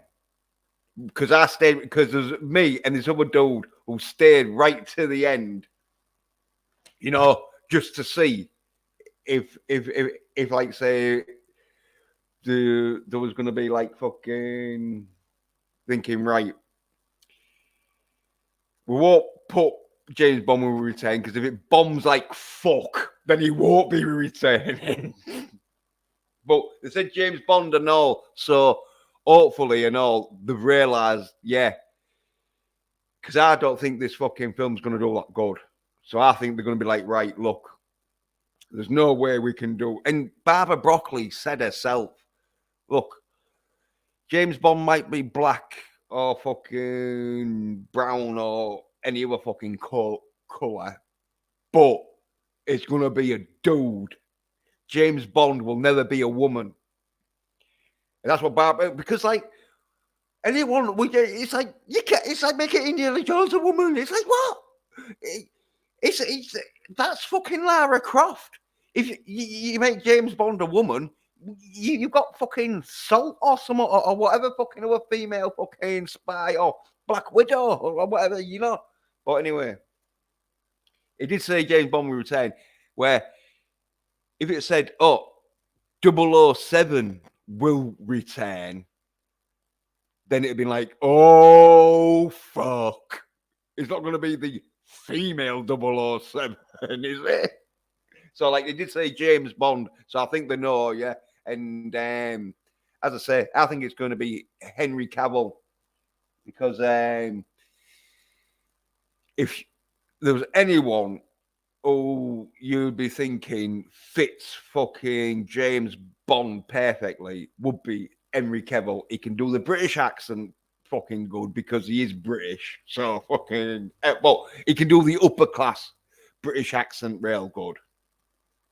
Not like you have to do a real, but you do have to talk with a voice that has been around high class society for James Bond, you know. And so he can do the voice. He's got the physique and that. He's got the fucking right coloured hair and that. He can obviously get it fucking styled in James Bond hairstyle, which he's not really fucking has all the time, but like with the Superman, he can do that sort of like. Obviously, it wouldn't be as fucking same as Superman, but he can do the fucking side parting, fucking shot back and sides with, and he's got the face that women would find sexually attractive because they fucking do, you know. And so, like Henry Cavill, if I'm gonna put money on it, which I don't know, fucking some bookies don't do it, but if I was, definitely fucking Henry Cavill. And the beginning music was shit though. I don't know who it was, but she sounded like she fucking just woke up and was like,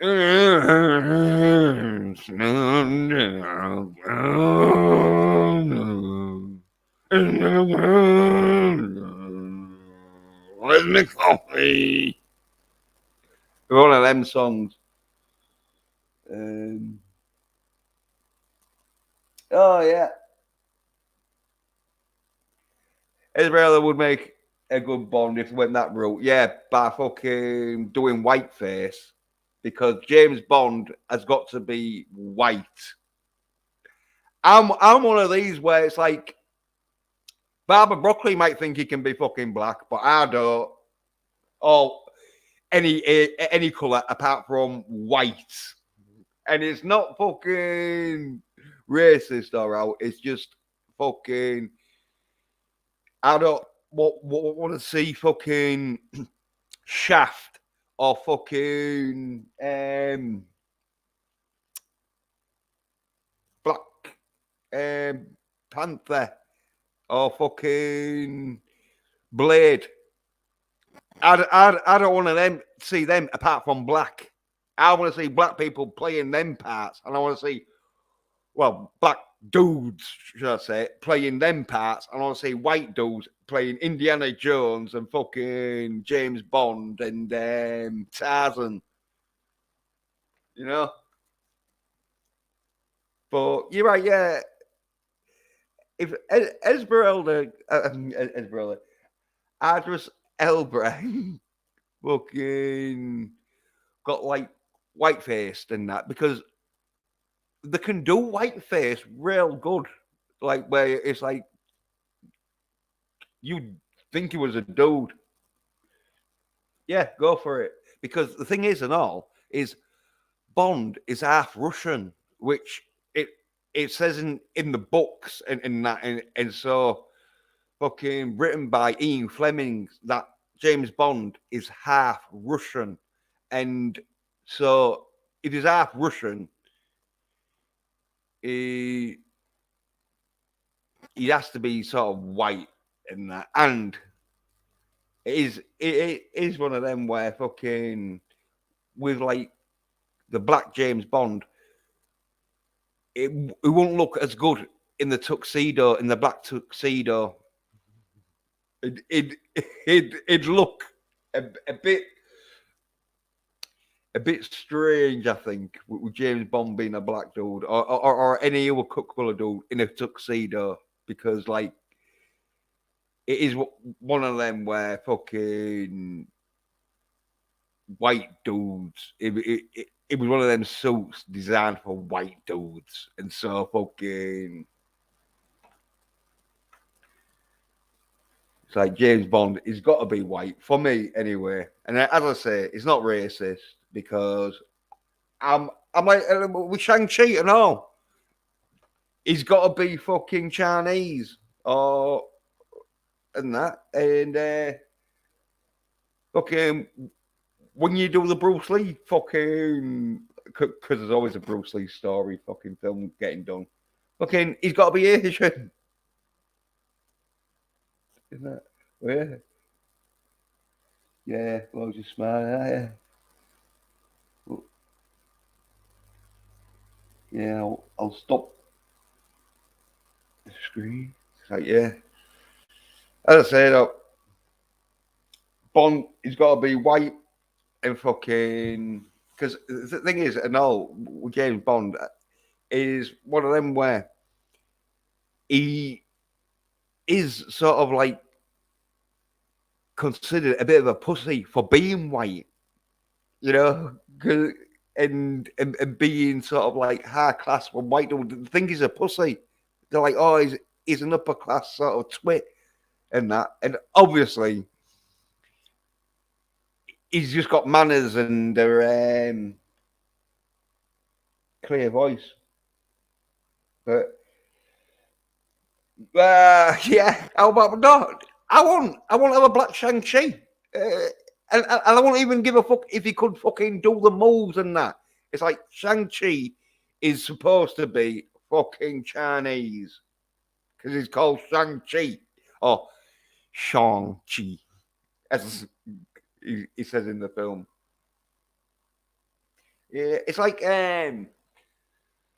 characters that you could race swap would be fucking probably characters that aren't well known. You know, like when they're done with fucking Nick Fury, where he's a character that ain't well known all that much, so you can race swap him from black to white and then back to white again. But when it's well known characters, it's like no. Like with fucking Spawn. It's a black dude. It was written with a black dude, right? And so if a white dude played Spawn and that, it'd be like, no, it's a black dude.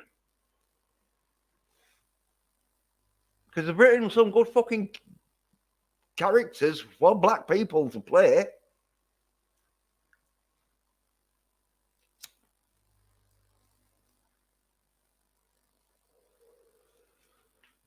Because like Felix Leiter, his character gets race swapped. Like could be in the next sort of fucking films or whatever. He's a white dude. Going like Miss Moneypenny, they changed her from like a white to a black. They could change her back to a fucking white lass.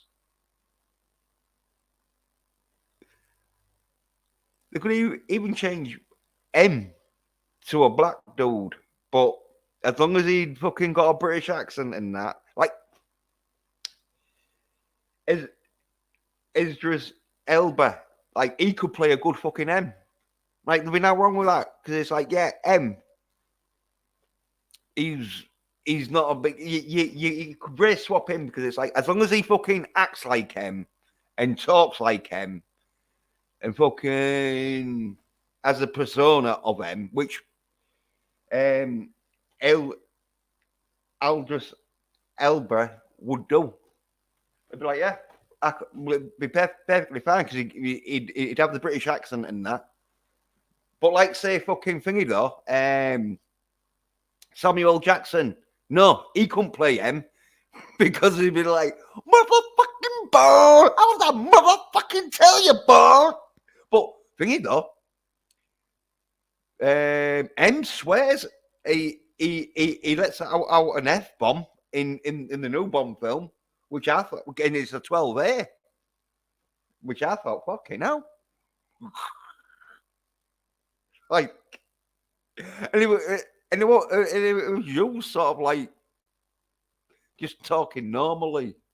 It wasn't used like, well, yeah, a bit of spoilers, but it wasn't used with things blowing up or out, going, fuck, where you would use it. It was just using the conversation, like on fucking South Park that time, where it's like, oh, yeah, they're going to say fuck or something. And it was like, oh, yeah.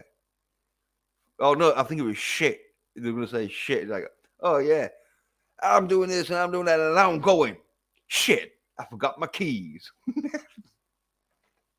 Like that. I like skitting South Park where everyone was watching it for the swear word.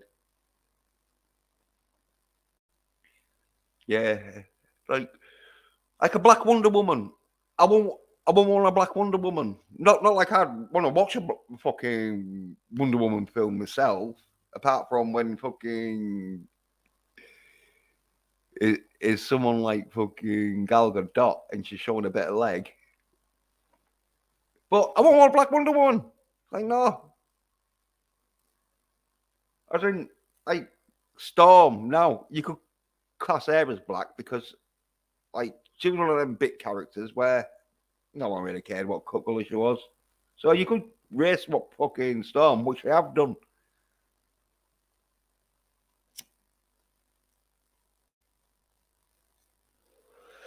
Like Aquaman. Aquaman was alright to fucking race swap because he was one of them characters where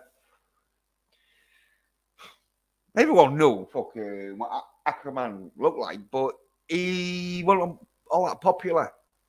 So fucking, it's like no one's gonna be like, oh no, you fucked my Aquaman up, because we didn't give a fuck what Aquaman looked like, because fucking Powers was a bit shit in that.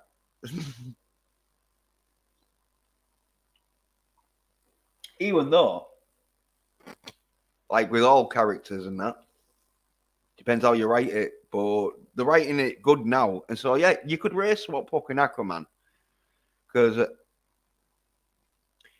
it's like one of them characters that fucking when people think of Aquaman, they think of like the blonde-headed sort of like dude with the yellow fucking top, green gloves, and green fucking like tracksuit bottoms. And so, like, so no white dude would want to play that part, really. And so, when the race swap, it was like, well, no black dude or any other couple dude would want to play that part with fucking that outfit. So, so it was like, oh yeah, we can update it and that, and fucking race swap it. Well, anyway, call it a night there. I think so. Yeah, cheers aboard and that. Thanks for watching and that. Uh,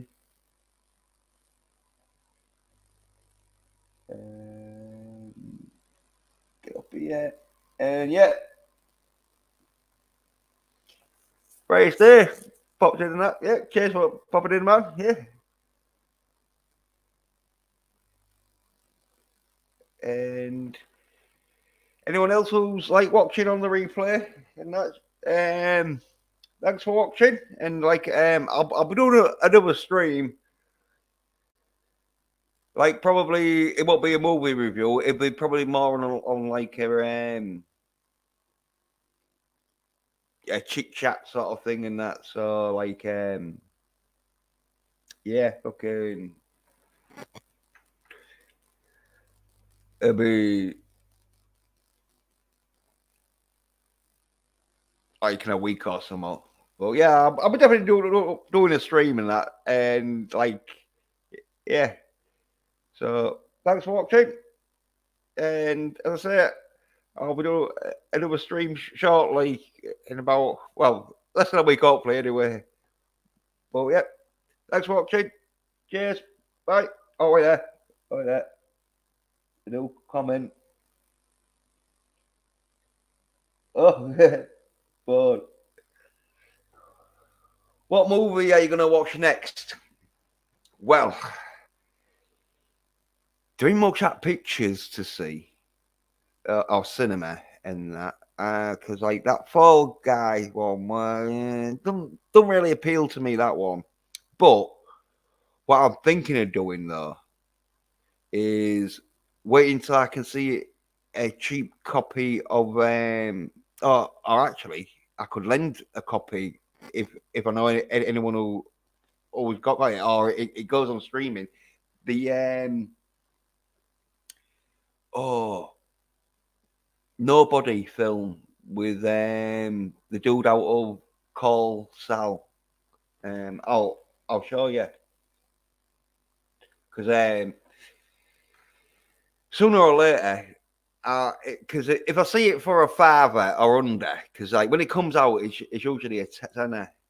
And so, like when it comes to a sort of like, because I wanted to go to cinema to see it, but I didn't, because I was like thinking, oh yeah, it shouldn't be at cinema that long because I ain't got it in, so it should be getting released soon and that. So I didn't bother go seeing it. So, but I'm gonna wait till it comes out. So cheap, second hand DVD, because some people, there we go. Some people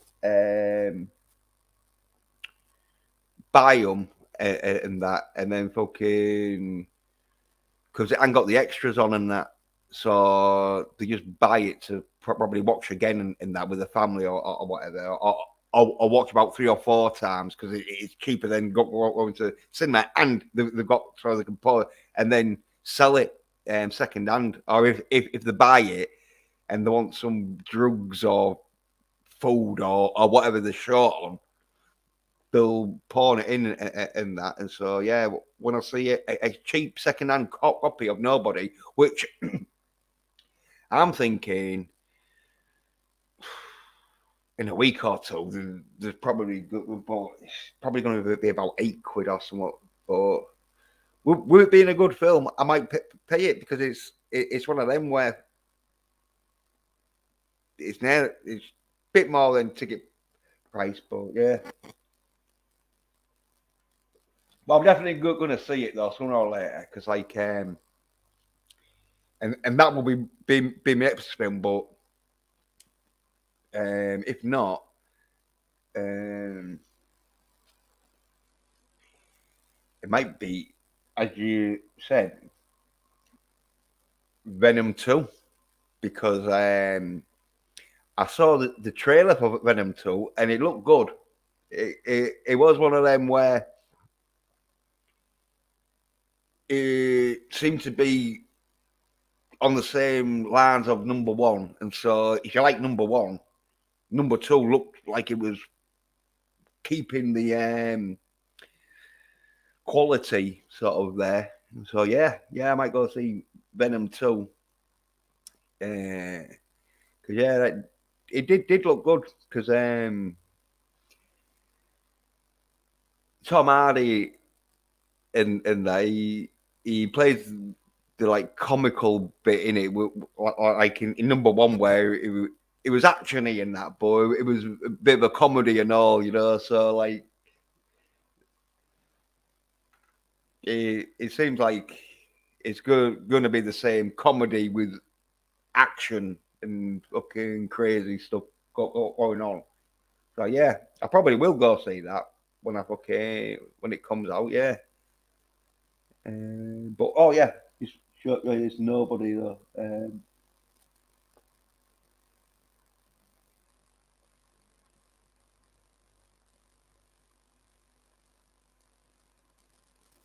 Yeah, Nobody. Yeah, it's on Blu-ray and that now and that. So oh yeah, I tell you something.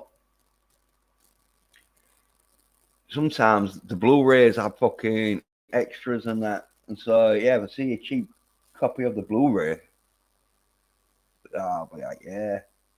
Especially if it's got extra scenes in it, because I'm hoping